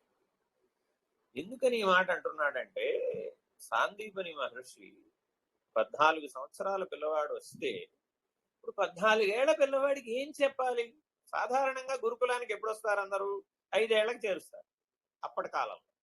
ఇప్పుడు కాలంలో కూడా అంతే. 1వ క్లాసులో చేర్చాలంటే 5 ఏళ్ళు నిండాలి. ఆ 5 ఏళ్లకల్లా చేర్చేస్తారు, ఉపనయనం చేసి గురుకులానికి పంపిస్తారు. ఈ నందుడు యశోదమ్మ, నేను పిల్లవాడిని ఎక్కడికి నా దగ్గర, మా అబ్బాయికి అన్నీ వచ్చాయా బాబు, మా అబ్బాయి పుడుతూనే బ్రహ్మజ్ఞ, మా అబ్బాయిని పంపించేది ఎక్కడికి పంపం కాదమ్మా. గురు శుశ్రూష లేనిదే ఎవ్వరూ కూడా పూర్ణ జ్ఞాని కాగలరు అని ఆ మహర్షులందరూ వాళ్ళకి బోధించి సాందీపని మహర్షి దగ్గరికి పంపిస్తారు. సాందీపని మహర్షి ఈ వచ్చిన పిల్లవాడికి ఏమని చెప్పాలి? ఏం చెప్తాడు? అవతార పురుషుడని స్పష్టంగా తెలుసు గురువు గారు. పరమాత్మకి ఏమైనా బోధించగలుగుతామా? రావయ్యా నీకు శ్రీ సూక్తం చెప్తాను, పురుష సూక్తం చెప్తాను, రుద్రం చెప్తాను, నారాయణి అని చెప్తాను అంటావా? అనే సాక్షాత్తు నారాయణ స్వరూపుడు. ఆ దృష్టి కలిగిన వాడు కదా మరి సాందీపని మహర్షి. పరమాత్మకి ఏమని బోధించేది? ఏం బోధించడానికి? ఆయన బోధిద్దామనుకున్నప్పుడు అలా పరమాత్మ కనబడుతుంది, ఇంకేం బోధిస్తాడు? ఆయన ఇబ్బందిని కృష్ణ పరమాత్మ గమనించాడు. గమనించి మహర్షి నేను చేయదగిన పనులు ఏమైనా ఉంటే నాకు చెప్పండి స్వామి అని అభ్యర్థిస్తాడు. చూడండి, పరమాత్మకి ఏం పని చెప్పాలి? మీ ఇంటికే పరమాత్మ వచ్చాడు అనుకోండి, ఏం పని చెప్తారు? మీరే గురువు అనుకోండి, కాసేపు ఏం పని చెప్తారు? సాక్షాత్తుగా పరమాత్మ ఎదురుకుండా కనబడుతూ ఉంటే ఆయన కాళ్ళ మీద పడిపోతావు కానీ నువ్వు ఆయనకి ఏమైనా పని చెప్తావా? మరి ఆయన ఏమో శిష్యుడిగా వచ్చే. ఇప్పుడు సాందీపని మహర్షి పరిస్థితి కొద్దిగా ఇబ్బందిలో పడింది. సరేలే, ఏమైనా సరే గురువు గారని కాళ్ళ మీద పడ్డాడు కాబట్టి, శిష్యుడిగా ఆయనే అంగీకరించాడు కాబట్టి, నాయనా కృష్ణ ఓ పని చెయ్యి, నువ్వు మీ అన్నయ్య వెళ్ళి కాస్త సమిధలు పట్టరండి యజ్ఞానికి, హోమానికి అని ఆ సమిధలు సేకరించుకొచ్చే పని నప్పచెప్పాడు. అలా సంవత్సర కాలం గురు శుశ్రూష శ్రద్ధాభక్తులతో ఆశ్రమంలో నిర్వహించాడు. సంవత్సర కాలం అండి శ్రీకృష్ణ పరమాత్మ. అలా సంవత్సర కాలం అయిన తర్వాత చిట్ట చివరి వేదాంతంలో చిట్ట చివరి మాటలు ఉంటాయండి. పారమార్థిక విద్యలో దాన్ని పరబ్రహ్మ నిర్ణయం అని అంటారు. ఆ పరబ్రహ్మ నిర్ణయాన్ని సూచించే పనిని మాత్రమే చేశాడు సాందీపని మహర్షి. నాయనా నీవు సాక్షాత్ పరబ్రహ్మముతో ప్రారంభించాడు. నీవు సాక్షాత్ పరబ్రహ్మము ఎలాగా? సృష్టి కంటే ముందున్నావు, సృష్టి పోయిన తర్వాత కూడా ఉంటావు. నీకు పుట్టుక లేదు, పుట్టుక లేదు కాబట్టి నీకు మరణం లేదు, నీకు శరీరం లేదు. చూడండి, ఎదురుకుండా శరీరంతో కూర్చున్న పరమాత్మకి ఏం చెప్తున్నాడు? నీకు శరీరం లేదు, ఈ సృష్టి లేదు. అసలు నీ దృష్టిలో ఈ సృష్టి పుట్టలేదు. నేను లేను, నువ్వు లేవు, గురువు లేడు, శిష్యుడు లేడు, జీవుడు లేడు, దేవుడు లేడు, జగత్తు లేదు, పిండాండం లేదు, బ్రహ్మాండం లేదు, అసలు ఏమీ లేవు, నువ్వే ఉన్నావు అంతటా. ములుగురుత్త సందు లేక అంతటా వ్యాపించిన అనంతుడవు నీవే, నీవు పరబ్రహ్మస్వరూపం అని బోధిస్తాడు. దీన్ని పరిపూర్ణ సూచన అంటారు, పరబాహ్య సూచన అంటారు. ఈ విషయాన్ని ఆయనకి చెప్పారు. పరమాత్మ అంగీకరించాడు. ధన్యోస్మి ప్రభు, ధన్యోస్మి, నేనెవరో నాకు తెలియజెప్పారు అని గురువు గారికి కృతజ్ఞతలు సమర్పిస్తూ, స్వామి మరి మాకు సెలవా అంట. సంవత్సర కాలమే ఉన్నాడు ఆయన. అన్ని విద్యలు సంవత్సరంలో పూర్తయిపోయినాయి. మరి మనం 20 ఏళ్ళు చదివామో, 30 ఏళ్ళు చదివామో, ఇంకా ఎన్నేళ్ళు చదవాలో కూడా మనకి తెలియదు. ఇంకా చదువుతూనే ఉండాలి. భగవద్గీత ఎన్నిసార్లు వల్లె వేసామో వెనక్కి ముందుకి కంఠస్థం పెట్టేసి దాన్ని కిందకి మనకి. అయ్యో, అర్థం చేసుకోవాలి కదా, అవగాహన చేసుకోవాలి, దర్శించాలి, ఆ స్థితిలో ఉండాలి. అది కదా జ్ఞానం అంటే. అర్థం ఏమిటి? ఆ స్థితిలో ఉండాలి. అంతేగాని మళ్ళా ముందు శ్లోకం ఏమిటి, దాని వెనక శ్లోకం ఏమిటి అని వల్లె వేసే పద్ధతిలో పట్టుకోకూడదు. అలా పట్టుకుంటే జ్ఞానం అవ్వదు. పరమాత్మ సకల విద్యా పారంగతుడు. 1 సంవత్సరం పూర్తయిపోయింది. నేను గురుదక్షిణ ఇవ్వాలండి అన్నాడు పరమాత్మ. నీకు నేను గురువునని చెప్పుకోవడమే ఈ జన్మకి చాలా విశేషం. పరమాత్మకు గురువు అవ్వడమే విశేషం. ఎందుకంటే గురు పూజోత్సవం అండి. మనం పరమాత్మే అవతార పురుషుడు అయినంత మాత్రాన గురువు దగ్గరికి వెళ్ళనిదే పరిపూర్ణం అవ్వదనేటటువంటి నిర్ణయాన్ని అవతారుడు ఆచరించి చూపాడు. చాలా మంది ఏమంటుంటారంటే, మా గురువుతో పని లేదండి, నాకు చాలా పుస్తకాలు ఉన్నాయండి, పుస్తకం చదువుకుంటామండి, ఏదో పూజలు చేసుకుంటున్నామండి, ఏదో నామస్మరణ చేసుకుంటున్నామండి, చాలండి, అదే సరిపోతుందండి మాకు అని అంటూ ఉంటారు. పరమేశ్వరుడు ఏమంటాడంటే, సాక్షాత్ ఆ ఈశ్వరుడే గురువుగా పెట్టుకోవచ్చుగా, ఆ పరమాత్మనే గురువుగా పెట్టుకోవచ్చుగా. పోనీ నీ అందుబాటులో నీ సందేహాలు నీకు అర్థమయ్యేటట్లు తీర్చగలిగేటటువంటి ఏ మహానుభావున్నో గురు సాక్షాత్ పరబ్రహ్మని ఆశ్రయించవచ్చు కదా. అది కదా సరైన విధానం అంటున్నాడు పరమాత్మ సాందీపని మహర్షి వద్ద. స్వామి, నేను పరబ్రహ్మమని మీరు గుర్తు చేశారు, నేను తెలుసుకున్నాను, సంతోషం. ఏమైనా సరే నేను గురుదక్షిణ ఇవ్వవలసిందే. మీరు గురువు గారు నాకు ఏమైనా మీరు ఒప్పుకోవాల్సిందే, నేను మీకు శిష్యుడిని ఒప్పుకోవాల్సిందే, నేను మీకు గురుదక్షిణ ఇవ్వవలసిందే అన్నారు. సరే, మరి ఏం అడగాలి ఆయన్ని? పాపం ఏం అడగడానికి సాందీపనికి నోరు రాలేదు. సరే, ఇంట్లో సాందీపని మహర్షి యొక్క భార్య, వాళ్ళ పుత్ర శోకం జరుగుతుంది, వెళ్ళిపోతాడు వాళ్ళ అబ్బాయి. కాలగతిన చిన్న వయసులోనే వెళ్ళిపోతాడు. వెళ్ళిపోతే వాళ్ళ గురుపత్ని దుఃఖిస్తూ ఉంటుంది లోపల. ఆ దుఃఖం వింటారు శ్రీకృష్ణ పరమాత్మ, బలరాముడు. అమ్మ ఏడుస్తోంది. గురుపత్ని తల్లి, గుర్తుపెట్టుకోండి, గురువు తండ్రి. ఎప్పుడైనా గుర్తుపెట్టుకోండి, మీకు జన్మనిచ్చినటువంటి జననీ జనకుల కంటే మీకు జ్ఞానం బోధించినటువంటి గురువు, గురుపత్ని అసలైనటువంటి జననీ జనకులు. వాళ్ళకంటే జగజ్జనని, జగదీశ్వరుడు, పరమేశ్వరుడు వాళ్ళ అసలు జననీ జనకులు. ఇట్లా మానవుడికి 7 ఉంటారు జననీ జనకులు, గుర్తుపెట్టుకోండి. ఎవరో కేవలం శరీరాన్ని ఇచ్చిన వాళ్లే జననీ జనకులు అనుకోమాకండి. వాళ్ళు ప్రాథమికమైన పనిముట్టు మాత్రమే ఇచ్చారంతే. ఆ పనిముట్టుతో పని చేసే విధానం నేర్పేవాళ్ళు ప్రపంచంలో చాలా మంది ఉంటారు. ప్రతి మానవుడికి కూడా 7 ఉంటారు తల్లిదండ్రులు. ఆ 7 తల్లిదండ్రుల ఎడల జాగ్రత్తతో వ్యవహరించాలి, కృతజ్ఞులై వ్యవహరించాలి, ఎక్కడా అవినయంతో వ్యవహరించకూడదు. అమ్మ ఏడుస్తోంది, ఆ శోకాన్ని మాన్పే అవకాశం మాకు ఇవ్వండి అన్న. ఇది ఏదైనా అడగలేదు, ఏమిటని అడగలేదు. ఎంత బాగా అడిగారు, అంత బాగా అడగడం మనకు వస్తుందో రాదో. అమ్మ ఏడుస్తోంది, ఆ శోకాన్ని పోగొట్టేటటువంటి అవకాశం మాకు ఇవ్వండి గురుదక్షిణగా. అలాగే అంటాడు. ఎందుకని అంటే గుర్తుపెట్టుకోండి, గురువు ఎప్పుడూ కూడా నోరు తెరిచి ఇది గురుదక్షిణ ఇవ్వాలి అని అడగడం ఒక మెట్టు కిందకి దిగడం.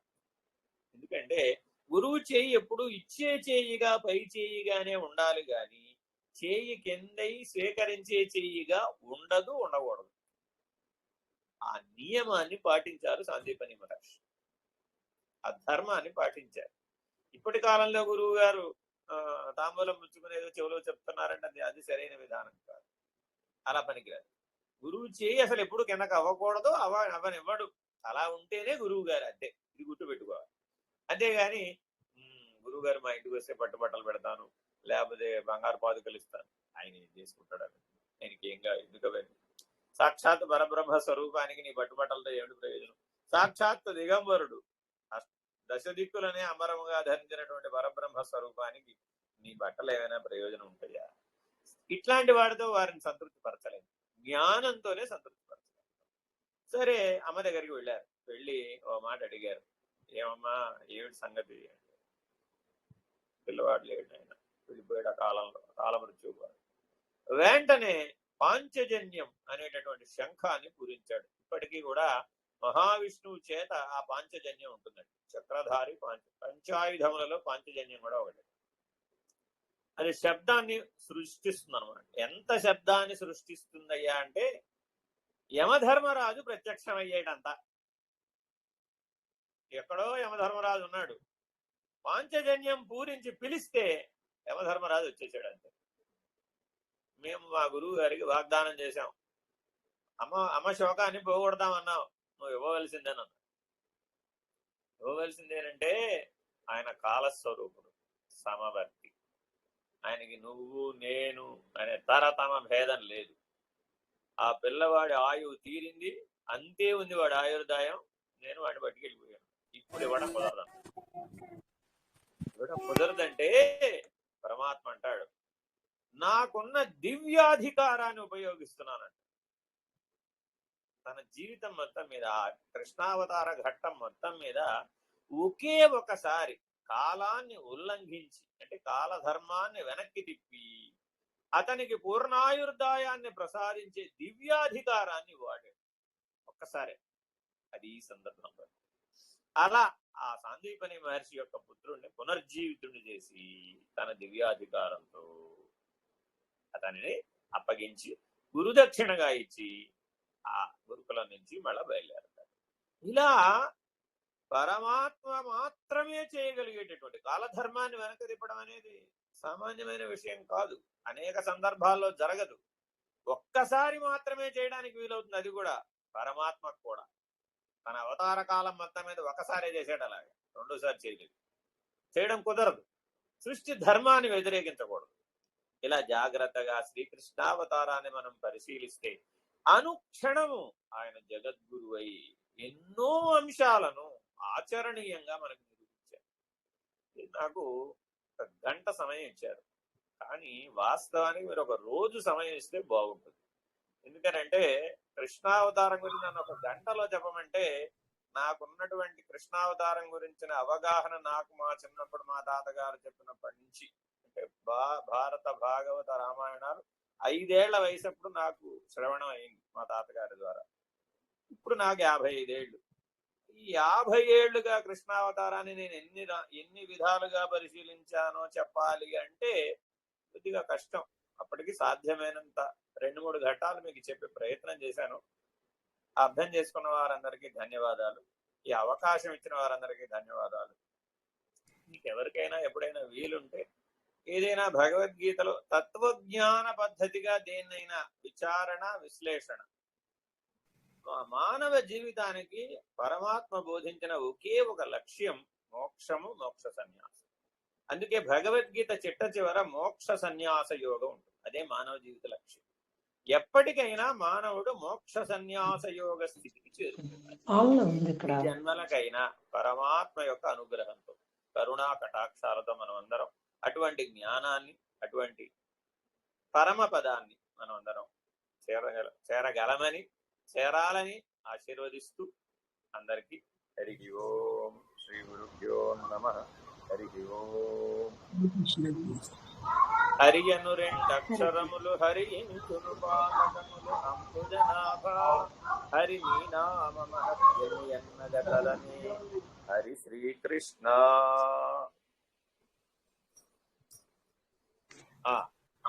హరే కృష్ణ గురూజీ. అప్పుడే 1 అవర్ అయిపోయిందా అనిపిస్తుంది గురూజీ. మీరు చెప్తే కానీ మేము టైం చూసుకోలేదు. 1 అవర్. కృష్ణ కర్ణామృతంలో ఉన్న విశేషం ఇదే. ఎంతసేపైనా మనం కృష్ణ చరిత్ర గురించి ఇలా మాట్లాడుకోవచ్చు. అయితే ప్రతిదానికి సమయాభావం ఉంటుంది కదా. మీరు అందరూ కూడా మళ్ళీ గృహిణులు, మీ వ్యవహారాలు, కర్తవ్యాలు ఉంటాయి కాబట్టి ఇక్కడికి ఎక్కడికో చోటకు ఆపుకొని మరలా మనం కలుస్తూ ఉండవచ్చు. ఏముంది దాంట్లో, పర్వాలేదు. ఆన్లైనే కదా, మీరు కదిలే పర్లేదు, మేము కదిలే పర్లేదు. కాబట్టి కష్టం లేకుండా మాట్లాడుకోవచ్చు కదా. సందర్భానుసారం మీకు అవకాశం ఉన్నప్పుడు ఎప్పుడో ఒకప్పుడు మీరు నెలకొకసారో వారానికి ఒకసారో ఎప్పుడు పెడతారో మీరు, అది భగవద్గీత కావచ్చు, మరొకటి కావచ్చు, ఏదైనా కావచ్చు, జ్ఞానం దృష్ట్యా అధ్యయనం చేయండి. జ్ఞానం కోసం జీవించాలి. జ్ఞానంతోనే మోక్షం సాధ్యమవుతుంది. సరేనా? మీరేదైనా ముగింపు పాఠం ఏదో పాట పాడతారా, లేకపోతే ఎవరైనా ఏదైనా ప్రశ్నలు అడగదలుచుకుంటే అడగొచ్చు.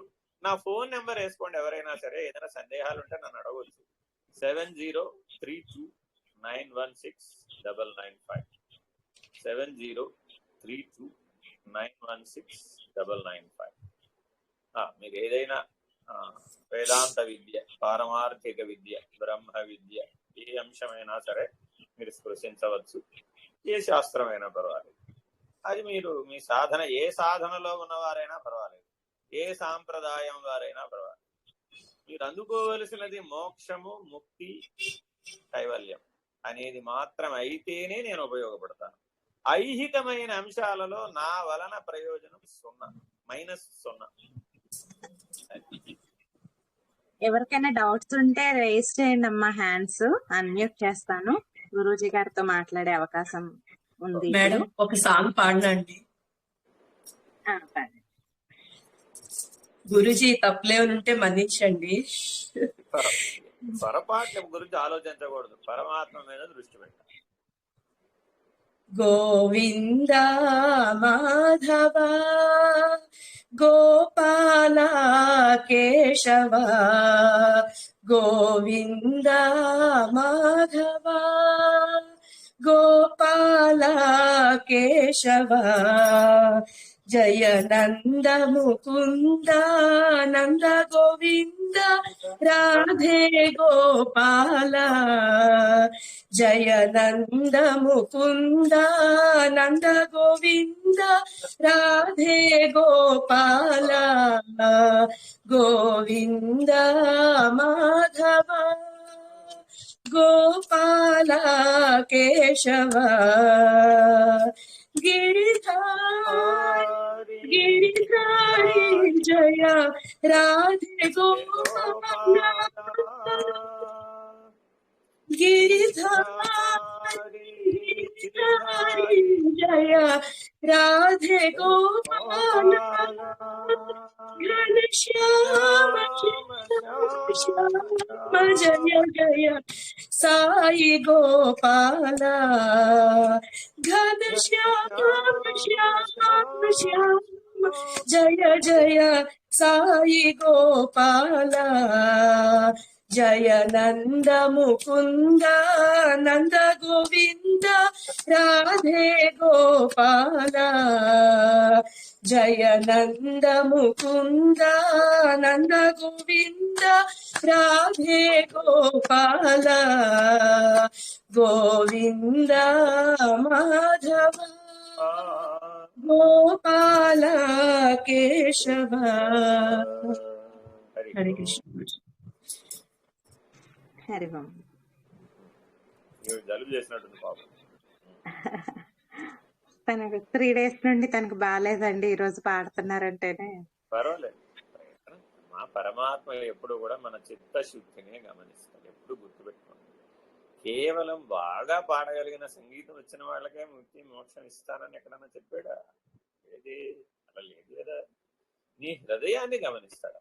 మనం ఎంత మనం ఎంత చిత్తశుద్ధితో ఉన్నాం, మనం ఎంతగా భక్తిలో కరిగిపోతున్నాం. జ్ఞానంలో ఉత్తరించాలి. భక్తిలోనేమో కరిగిపోవాలి, జ్ఞానంలోనేమో మేల్కోవాలి. ఈ 2 మాటలు జాగ్రత్తగా గుర్తుపెట్టు. భక్తి అంటేనే కరిగిపోవడం, జ్ఞానం అంటేనే మేల్కోవడం. ఇంకెవరైనా ఏదైనా అడుగుతారా? చాలా బాగుంది గురుజీ. యాక్చువల్ గా నాకు ఒక చిన్న డౌట్. అంటే ఇది మీరు చెప్పిన దానికి రిలేటెడ్ కాదు, మీరు చెప్పిన దానికి రిలేటెడ్ కాదండి. కాకపోతే నాకు ఒక డౌట్ ఉంది. నా పేరు భవానీ గురుగారు. గురు పరంపర అంటే ఎవరెవరు వస్తారు గురుగారు? లోకమునంతా గురువుగా భావించినటువంటి దత్తాత్రేయుడు లోకోత్తరమైనటువంటి గురువు. అర్థమైందా? శ్రీకృష్ణ భగవానుడు భగవద్గీత చెప్పేటప్పుడు అర్జునుడితో అంటాడు, నాయన నేను నీకేదో కొత్తగా చెప్తున్నాను అనుకోమాక, ఏవం పరంపరా ప్రోక్తం అని చెప్తాడు. నేను మొదట సూర్యుడికి చెప్పాను, ఆ తర్వాత సూర్యుడు మనువుకి చెప్పాడు, మనువు ప్రజాపతులకు చెప్పాడు, ప్రజాపతుల నుంచి మానవులకు వచ్చింది. ఇలాగ వరుస క్రమం అంతా చెప్పాడు. ఇప్పుడు ఎవరు గురువు కాదు? సూర్యుడి దగ్గర నుంచి మొదలు పెడితే అందరూ గురువే. కానీ అలా అందరూ గురువేనంటే నువ్వు పట్టుకోలేవు కదా, చిన్నపిల్లవాడివి కదా. జ్ఞాన మార్గంలో మనం అందరం ఎవరం? చిన్న వాళ్ళం, అక్షరాభ్యాసం చేస్తున్న వాళ్ళం. కాబట్టి మన కోసమని ఏం చేశారు? దాన్ని కుదించారు మనం తెలుసుకోవడానికి. మన కళ్ళ ఎదురకుండా సశరీరి అయి మనకి బోధిస్తూ ఉంటాడే, మన సందేహాలు తీరుస్తూ ఉంటాడే, మనల్ని జ్ఞాన మార్గంలో నడిపిస్తూ ఉంటాడే, సద్దర్శనం కొరకు కృషి చేస్తూ ఉంటాడే, ఆయన స్వగురువు. గుర్తుపెట్టుకోండి. ఆయన ఏమంటారు? ఎవరైనా కావచ్చు, స్వగురువు. ఆయన గారి గురువు గారు ఉంటారు, ఆయన సద్గురువు. స్వగురు, సద్గురు. ఆ గురువు గారు కూడా ఇంకో గురువు గారు ఉంటారు, ఆయన పరమ గురువు. ఆ గురువు గారు ఇంకో గురువు గారు ఉంటారు, పరమేశ్వరుడు. స్వగురు, సద్గురు, పరమగురు, పరమేశ్వరుడు. ఇది గురు పరంపర అంటే. అంటే 4 పేర్లు గనక మనం చెప్పుకోగలిగినాం అంటే, ఉదాహరణ చెప్తాం మీకు అర్థమైపోవాలంటే, కంచి పరమాచార్యులు చంద్రశేఖర పరమాచార్యులు తీసుకున్నాం అనుకోండి. వారి శిష్యులు జయేంద్ర సరస్వతి గారు, వారి శిష్యులు విజయేంద్ర సరస్వతి గారు. ఇప్పుడు మనకి స్వగురు ఎవరు? ప్రస్తుతం శరీరంతో ఉన్న విజయేంద్ర సరస్వతి గారు. వారికంటే సద్గురు జయేంద్ర సరస్వతి గారు. వారికి పరమగురు చంద్రశేఖర పరమాచార్య. వారి గురువు గారు పరమేశ్వరుడు. ఇలా గురు పారంపర్యం, పరంపరాగతమయ సంప్రదాయంగా ఉన్నటువంటి విధానాలలో ఈ 4 ఉంటాయి. ఉండాలన్న నియమం మంచిదే. లేకపోయినా సాక్షాత్ సద్గురుమూర్తులు, సాక్షాత్ అవతారమూర్తులు కూడా ఉండవచ్చు. రెండు పద్ధతులు ఉన్నాయి ఈ సృష్టిలో. రెండు నీకు జ్ఞానం కోసం ఉపయోగపడతాయి, గుర్తుపెట్టుకోవాలి. ఈ రెండు మంచివే, రెండు మార్గాలు మంచివే. నీకు ఏ మార్గంలో జ్ఞానం కలిగితే ఆ మార్గాన్ని ఆశ్రయించు. ఓకే గురుగారు, థ్యాంక్ యూ గురుగారు, ధన్యవాదాలు. గురువు గారు నమస్కారం అండి. నమస్కారం. శ్రీకృష్ణుడు నన్నే కొలమంటాడు, నేనే భక్తుడిని, నన్నే భక్తుడిగా చేసుకోండి అని అంటారు. మరి శివుడు అనకూడదా? బ్రహ్మని కొలవకూడదా? ఇక్కడ బాగా గుర్తు పెట్టుకోవాలమ్మా. నన్నే కొలవమని అంతా మీకు భగవద్గీతలో చెప్పినట్టు కనపడుతుంది కదా. ఎక్కడ చెప్పాడు మీకు శ్రీకృష్ణుడు నన్నే కొలవమని? ఇందాకే చెప్పాక, అనన్యా చింతయంతో మాం ఏ జనా పర్యుపాసతే తేషాం నిత్యాభియుక్తానాం యోగక్షేమం వహామ్యహం. ఇందులో మాం అంటే నన్నే అనేది వాచ్యార్థం. అంటే శ్రీకృష్ణుడు అంటే నీ ఉద్దేశంలో ఎవరయ్యా అంటే, ఏదో కస్తూరి తిలకం పెట్టుకున్నవాడు, ఏదో నెమలి పింఛం పెట్టుకున్నవాడు, మెడలో కౌస్తుభం వేసుకున్నవాడు, వైజయంతి మాల వేసుకున్నవాడు, తులసి మాల వేసుకున్నటువంటి వాడు, పట్టు పుట్టం కట్టినవాడు, నల్లగా ఉన్నవాడు, ఈయన కాదు శ్రీకృష్ణుడు అంటే. ఇదంతా ఊరికే ఇది నీ ముందు నటించినటువంటి పాత్ర. ఇది కాదు భగవద్గీత. ఇది చెప్పిందా? ఇది చెప్పలేదు. ఆయన ఏం చెప్పాడు? ఆయన నేను సూర్యుడి కంటే ముందున్నవాడిని కదా, నా నిజ దర్శనాన్ని చూపిస్తా చూడమన్నాడు విశ్వరూప సందర్శన యోగం. గుర్తుపెట్టుకోవాలండి. సందర్శన అని విశ్వరూప సందర్శన యోగం ఒకదానికే ఉంది, మిగిలిన ఏ యోగాలకి లేదు. అర్జున విషాద యోగం నుంచి మోక్ష సన్యాస యోగం దాకా పరిశీలన చేస్తే దర్శించితే నీకు జ్ఞానం వచ్చే విధానం విశ్వరూప సందర్శన యోగం. ఆయన బలిష్టమైనటువంటి కాలస్వరూపుడై సకల బ్రహ్మాండాలు తన యందే ఎట్లా ధరించి ఉన్నాడు, సకల బ్రహ్మాండాలను తనలో నుంచి ఎలా బయటికి పంపుతున్నాడు, సకల దేవాధిదేవతలందరూ 33 కోట్ల దేవతల అందరూ కూడా తనలోనే ఎలా ఉన్నారు, 24 లక్షల దేవరాశులు ఎలా ఉన్నాయో సకల బ్రహ్మాండాలను తన యందే దర్శింపజేశాడు అర్జునుడికి. అర్జునుడిని కూడా తనలో దర్శింపజేశాడు. ఇది విశ్వరూప సందర్శన యోగం. మీరు బాగా అర్థం చేసుకుని చదివితే అర్థం అవుతుంది. శ్లోకాలతో పాటు వాటి తాత్పర్యాన్ని, వాచ్యార్థాన్ని, లక్ష్యార్థాన్ని, తాత్వికమైన జ్ఞానాన్ని పొందడానికి ప్రయత్నం చేస్తే అర్థమవుతుంది. ఇప్పుడు మనం ఎవరిని బాగా పట్టుకోవాలట అంటే, ఆ బ్రహ్మాండమంతా, విశ్వమంతా వ్యాపించినటువంటి మహానుభావుని, పరబ్రహ్మ స్వరూపుణ్ణి మనం అనన్యంగా చింతించాలట. ఇప్పుడు రోజు ఇల్లు ఊడ్చి మట్టి ఎలా బయట పారేస్తావమ్మా? ఆ మట్టి కూడా పరమాత్మే అని మట్టి ఇంట్లోనే ఉంచుకుంటావా? అంటే దానికి అర్థం ఏమిటి? ఇప్పుడు క్రియలో ద్వైతం ఉంటుంది, భావంలో అద్వైతం ఉంటుంది. గుర్తుపెట్టుకోవాలి. ప్రతి ఒక్కరు ఆచరణలో ఎలా ఉండాలి? భావంలో అద్వైతం ఉండాలి, క్రియలో ద్వైతం ఉండాలి. కానీ క్రియలో భక్తి ఉంటుంది, అంతరంలో సాక్షిత్వం, జ్ఞానం ఉంటుంది. ఆ దృష్టితో చెప్పాడు ఆయన. మా అంటే నీ హృదయంలో ఉన్న పరమాత్మను, సాక్షిగా ఉన్నటువంటి పరమాత్మను బాగా నువ్వు ఆశ్రయించు. ఆ పరమాత్మ ఈశ్వరుడా, విష్ణువా, అమ్మవారా, దేవేంద్రుడా? అది సకల దేవతా స్వరూపం, చైతన్య స్వరూపం, జ్ఞాన స్వరూపం, ప్రకాశ స్వరూపం. కాబట్టి దానికి ఈ మూర్తి, ఆ మూర్తి, ఈ నామం, ఆ రూపం ఏమీ లేవు. దానికి ఉన్నది ఒకే ఒక లక్షణం, సత్. దానికి ప్రకాశం చిత్తు, దాని అనుభవం ఆనందం. ఆ సచ్చిదానందం తప్ప దానికి ఇంకా వేరే ఏమీ లేవు. నువ్వు ఎలా కావాలంటే అలా అనుకో. మీ అబ్బాయిని బాలశంకరుడు అంటే ఏమన్నా మీ అబ్బాయి కోపం వస్తుందంటావా? రాదు కదా. బాలకృష్ణుడు అంటే ఏమన్నా కోపం వస్తుందంటావా? రాదు కదా. ఎందుకని? ఇద్దరు పరమాత్మ స్వరూపమే. అసలు నీవు కూడా పరమాత్మ స్వరూపమే. నీవు పరమాత్మ స్వరూపమని నన్ను చూసి తెలుసుకోవయ్యా బాబు అని ఆయన చెప్తున్నాడు. అని అర్జునుడికి ఎన్నిసార్లు చెప్పాడు. నీవు నేను ఒకటేనయ్యా, నువ్వు పరమాత్మవే, నేను పరమాత్మనే, మన ఇద్దరికి ఏమీ లేదయ్యా బాబు, నరనారాయణుల మనం. ఏదో ఈ యుగంలో కాసేపు పని పడింది లోక కళ్యాణ నిమిత్తం, అందుకని నువ్వు అర్జునుడిగా వచ్చావు, నేను కృష్ణుడిగా వచ్చాను. మన వాస్తవిక రూపం నరనారాయణుడు. అసలు అది కూడా కాదు, మన ఇద్దరం పరబ్రహ్మస్వరూపం, మన ఇద్దరికి భేదం లేదు అని విభూతి యోగంలో ఆయన ఎవరెవరో చెప్తూ పాండవ మధ్యముడను నేనే అంటాడు. అంటే ఇప్పుడు భగవద్గీత ఎవరెవరికి చెప్పారు? కృష్ణుడే కృష్ణుడికి చెప్పుకున్నాడు, కృష్ణుడు అర్జునుడికి చెప్పలేదు. ఈ సత్యం బోధపడితే అప్పుడు ఉన్నదంతా పరమాత్మ. అప్పుడు నీకు ఈ సందేహాలు ఏవి ఉండవు. నమస్కారం సార్. గురువు నమస్కారం. హరి ఓం అంటా నేర్చుకోండి. హరి ఓం. ఇప్పుడు మీకు ఎన్నిసార్లు రోజు మొత్తం మీద మేము కనీసం కొన్ని వేల సార్లు అంటాం హరి ఓం. ఎవరిని నేను కింద పడినా జరిగినా ఏ దెబ్బ తగిలినా ఓం నమ శివాయ అనే తెలుస్తుంది. అనుకోమ్మా, ఏం పర్వాలేదు. ఇప్పుడే చెప్పాగా, నామము రూపము నీ మనసుని పట్టుకోవడానికి, నీ మనసుని కట్టివేయడానికి. పశువుని కట్టాలంటే ఓ తాడు కావాలి, అట్లాగే నీ మనసును కట్టాలంటే ఓ నామం కావాలి. కాబట్టి అలా పేరు పెట్టింది. అలా మంత్రం మననాత్ త్రాయతే ఇది మంత్ర. మనసును కట్టడానికి ఉపయోగపడుతుంది అంతే. అది ఓం మహోదయ, ఒకసారి ఒకసారి నంబర్ చెప్పరా మహోదయ? అలాగా 7032 తెలుగులో చెప్పనా? 7032 7032 916 916.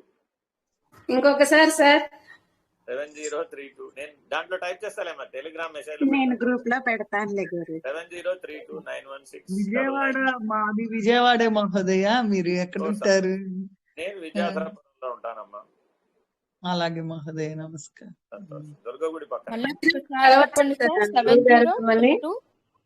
7032 916 995.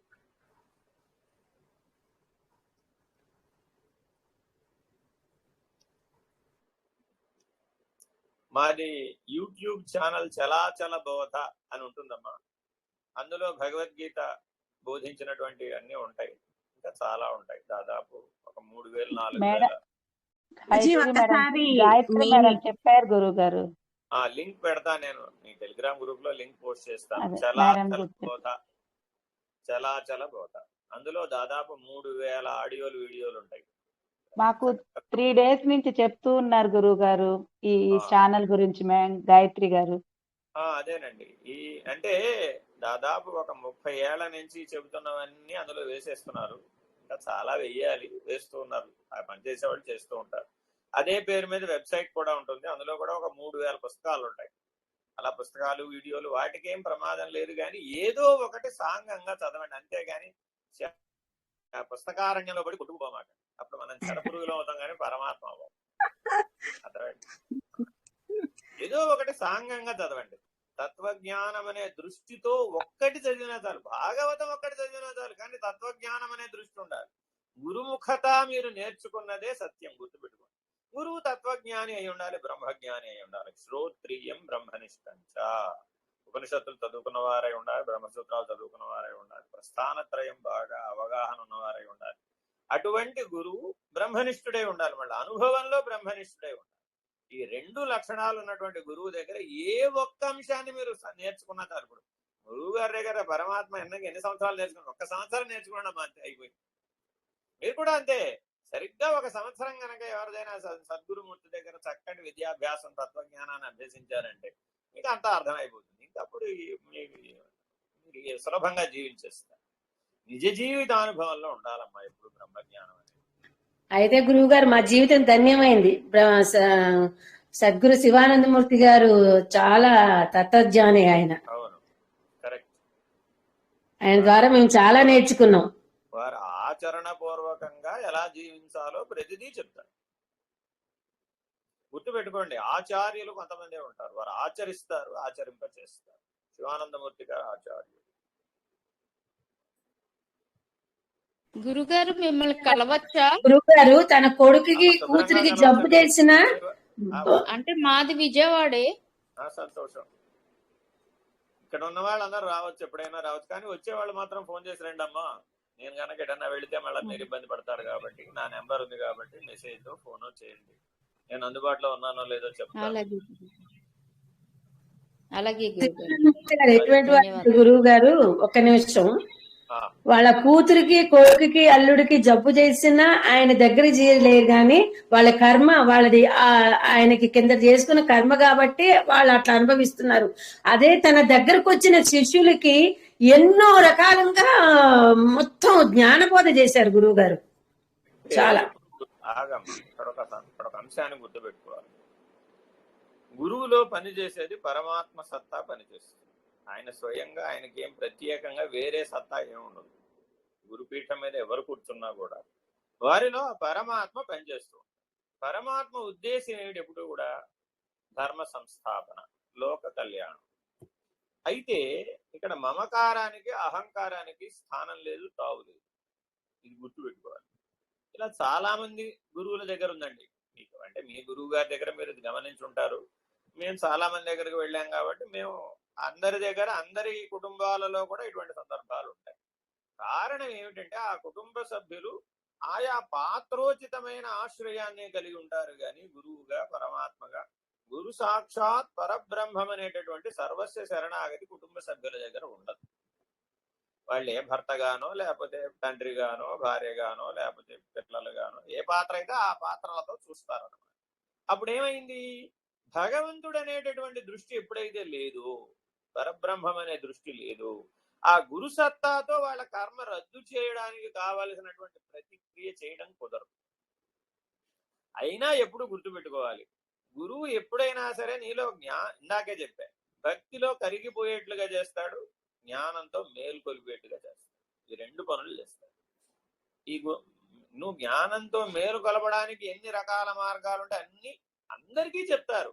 కానీ ఆ ఎవరైతే కుటుంబం అనే పరిధి లోపల బిగించబడిపోయి ఉంటారో వాళ్ళు ఆ జ్ఞాన దృష్టితో చూడలేరు. వాళ్ళు ఎంతసేపు మీరు ఎట్లా అయితే మీ పిల్లలు మంకు పట్టు పెట్టి మీ దగ్గర సాధించుకోవటంలా, నా వాళ్ళకి కావాల్సింది మీరు కూడదంటూ ఉంటారు. కానీ వాళ్ళు అదే కావాలని గొడవ చేసి మరి సాధించుకుని తీసుకుంటారు. మరి అప్పుడు ఏమైందప్పుడు? మీ అనుగ్రహాన్ని కోల్పోలే వాళ్ళు. మీకు వాళ్ళ మీద సదభిప్రాయం ఉండదు.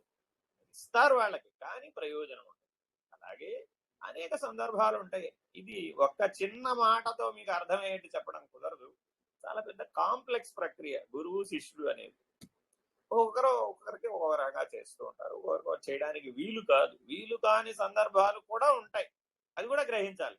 అది శాంతం గురువుగా పరిణతి చెందితే తప్ప మీరు అర్థం చేసుకోలేదు. శిష్యుడిగా మీరు ఆ స్థానంలో ఉన్నంతసేపు మీకు అది ఎప్పటికీ అర్థం కాదు. అమ్మా 9:17 అయిపోయింది. అవతల నాకు అష్టావక్ర గీత పాఠం ఉందమ్మా. నాకు ప్రతిరోజు జూమ్ లో అష్టావక్ర గీత పాఠం ఉంటుంది. 9:10. ఇప్పటికే మీరు 17 నిమిషాలు తీసేసుకున్నారు. Okay Guruji, sorry Guruji. Thank you Guruji. Hari Om Shri గురుభ్యో నమః. హరి ఓం. పూర్ణమదః పూర్ణమిదం పూర్ణాత్ పూర్ణముదచ్యతే పూర్ణమాదాయ పూర్ణమేవావశిష్యతే. ఓం తత్సత్. ఓం శాంతి శాంతి శాంతి. హరి ఓం శ్రీ గురుభ్యో నమః. హరి ఓం. గురూజీ, మేము ఈ ఉపాధ్యాయుల దినోత్సవం, ఈ టీచర్స్ డే మేము మర్చిపోలేం గురూజీ. మా జీవితంలోనే ఒక మంచి గురువు గారిని మాకు పరిచయం చేసినందుకు, మీరందరూ మీరు గురువుగా వచ్చినందుకు మా జీవితంలోనే మర్చిపోలేను. ఎవరైనా మీ జీవితంలో ఎదురయ్యారు అంటే అది ఈశ్వర అనుగ్రహంగా భావించాలి. మన జీవితాన్ని సరి అయిన మార్గంలో నడపగలిగేటటువంటిది ఆచార్యుడు ఒకడే కదా. కాబట్టి అటువంటి ఆచార్యుని వద్దకు మీరు చేర్చబడాలి అంటే ఈశ్వరానుగ్రహమే దానికి కారణం. గురుదేవుల వారికి శుభాకాంక్షలు. నమస్కారం అండి. అందరికి మీలో కూడా మీ అందరి హృదయాలలో పరమాత్మ ఉన్నాడు, గురుమూర్తి ఉన్నాడు. చక్కగా మీరు చెప్తూ ఉంటే టైమే తెలియలేదండి గురువు గారు. అలాగే ఉంటుందమ్మా. విశేషం ఇది. గురు పూజోత్సవ దినోత్సవం శుభాకాంక్షలు అండి. మరొకసారి బాగా జీవిస్తారు మీరు కూడా. ఉపాధ్యాయుల దినోత్సవం గురూజీ. అందరికి మీరందరూ గురు పూజోత్సవంగా చేసుకోండి. ఉపాధ్యాయులు చేసుకోవడానికి చిన్నపిల్లలు మాత్రమే. అది స్కూల్కి వెళ్ళే పిల్లలకేమో ఉపాధ్యాయ దినోత్సవం. మన స్కూల్ నుంచి బయటపడిపోయాం కదా, జీవితం అనే పాఠశాలలో ఉన్నాం కాబట్టి మనందరికీ గురు పూజోత్సవం. సరేనా? హరి అలాగే ఓం. గురుగారు. శ్రీ గురుభ్యో నమః. హరి ఓం. నారాయణ నారాయణ. శాంతి మంత్రం చెప్పండి మ్యామ్. గాయత్రి మేడం, ఇక్కడున్న జ్యోత్స్న మేడం, శాంతి మేడం అందరికీ గురు ఉపాధ్యాయులు దినోత్సవాకాంక్షలు. మాకు నేర్పారు, చాలా నేర్పారు మేడం. మీరు ఒక 12 దశకాల్లోనే నేర్పారు మాకు, 16 దశకాల్లోనే. టీచర్ ఎట్లా ఉండాలి, మేడం ఏ విధంగా ప్రవర్తిస్తుంది, ఏ విధంగా నేర్పిస్తుంది అని ఇప్పుడే గురువు గారు చెప్పారండి. గురువు గారు అంటే ఎట్లా ఉండాలి, అట్లాంటి అర్హతలు నాకేమీ లేవు. సో నేను కూడా మీకులాగా మీలాంటి దాన్నే నేను నేర్చుకుంటున్నాను. మనందరం మ్యూచువల్ లెర్నింగ్ అంతే. మీ నుండి నేను నేర్చుకుంటున్నా, నా నుండి మీకు తెలియని మీరు నేర్చుకుంటున్నారు, నాకు తెలియని నేను మీ నుండి నేర్చుకుంటున్నాను, అంతేనండి. అంతా గాయత్రి గారిని చూసే నేర్చుకుంటున్నామండి. క్లాస్ లో ఎలా ఉండాలనేది మాత్రం ఆవిడ ఎన్నిసార్లు అడిగినా విసుక్కోకుండా నేర్పుతారు మాకు ఆవిడ దగ్గర నుంచే వస్తుంది. మీకు నేర్చుకోవాలని అంత పట్టుదల ఉంది, అంతేనండి. మీ పట్టుదలకి, మీ నేర్చుకోవాలన్న గురువు గారు, ఇంట్రెస్ట్ కి నేను మీలాంటి గురువు గారు చెప్తున్నాను. దొరకడం మా అదృష్టం అండి. అయ్యో అస్సలు లేదండి. మీరు ఈ రోజు ఇంత మనము కృష్ణ సత్సంగ్ చేసుకుంటున్నాం. మనం అందరం ఏదైనా చేతైతే కృష్ణుడి గురించి మాట్లాడుకుందాం. కృష్ణుడి గురించి ఎవరైనా పాటలు పాడతానంటే పాడండి, అంతేకాని ఒక సామాన్యమైన మానవరాల్ని నేను, దానికి నేను ఇదంతా అర్హురాల్ని కాదు. దయచేసి అవన్నీ ఏం చెప్పకండి కృష్ణ ప్లీజ్. భగవానుడే మీకు మీ రూపంలో మాకు ఇచ్చారండి. అదేం లేదండి, నేను నేర్చుకుంటున్నాను కదా మీ నుండి. నేను కూడా ఎంతో నెమ్మదిగా చెప్పడము, మీరందరికీ ఎట్లా నేర్పిస్తే వస్తుంది, అది కూడా నాకు ఒక లెర్నింగే కదండి. నేను నేర్చుకుంటున్నాను కదా. మీ అందరికీ చెప్పడం కోసం నేను కూడా ఎంతో చదువుకొని, ఎంతో చూసుకొని నేను వస్తున్నాను. లేకపోతే నేను అవన్నీ నేర్చుకునేదాన్ని కాదు కదండి. మీ మూలంగా నేను నేర్చుకుంటున్నానంటే మీరు నా గురువులు. సమీరా గారు వాళ్ళ పాప ఏదన్నా పాట పాడతారేమో గాయత్రి గారు. అలాగే, పల్లవి పాప పాడమ్మా.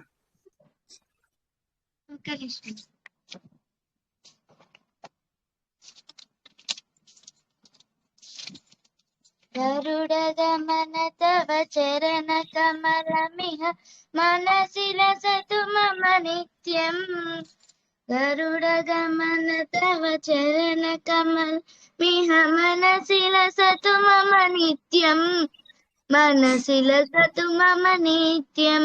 మమ తాపమప గురుదేవా, మమ పాపమప గురుదేవా, మమ తాపమప గురుదేవా, మమ పాపమప గురుదేవా. జలజనయన విధి నముచి హరనముఖ విభూత వినుత పద పద్మా. జలనయన విధి నముచి హరనముఖ విభూత వినుత పద పద్మా. విభూత వినుత పద పద్మా. మమ తాపమప గురుదేవా, మమ పాపమప గురుదేవా, మమ తాపమప గురుదేవా, మమ పాపమప గురుదేవా. భుజగ శయన భవ మదన జనక మమ జనన మనన భయాని. భుజగ శయన భవ మదన జనక మమ జనన మరణ భయాని. జనన మరణ భయాని. మమ తాపమప గురుదేవా, మమ పాపమప గురుదేవా, మమ తాపమప గురుదేవా, మమ పాపమప గురుదేవా. శంఖ చక్రధర దుష్ట దైత్యహర సర్వలోక శరణా. శంఖ చక్రధర దుష్ట దైత్యహర సర్వలోక శరణా. సర్వలోక శరణా. మమ తాపమప గురుదేవా, మమ పాపమప గురుదేవా, మమ తాపమప గురుదేవా, మమ పాపమప గురుదేవా. అగణిత గుణగణ శరణ శరణద విదలిత సురరిపుజాల. అగణిత గుణగణ శరణ శరణ విదలిత సురరిపుజాల. విదలిత సురరిపుజాల.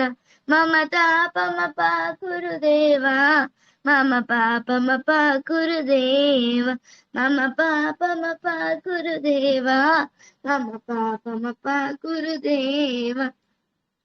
భక్త భక్తవర్యమిహ పూరి కరుణయ పాహి భారతీ తీర్థం భక్తవర్యమిహ పూరి కరుణయ పాహి భారతీ తీర్థం పాహి భారతీ తీర్థం మమ తాపమపకురు దేవా మమ పాపమపకురు దేవ మమ తాపమపకురు దేవా మమ పాపమపకురు దేవ గరుడ గమన తవ చరణ కమలమిహ మనసిల సతు మమ నిత్యం గరుడ గమన తవ చరణ కమలమిహ మనసిల సతు మమ నిత్యం మనసిల సతు మమ నిత్యం మమ తాపమపకురు దేవ మమ పాపమపకురు దేవ.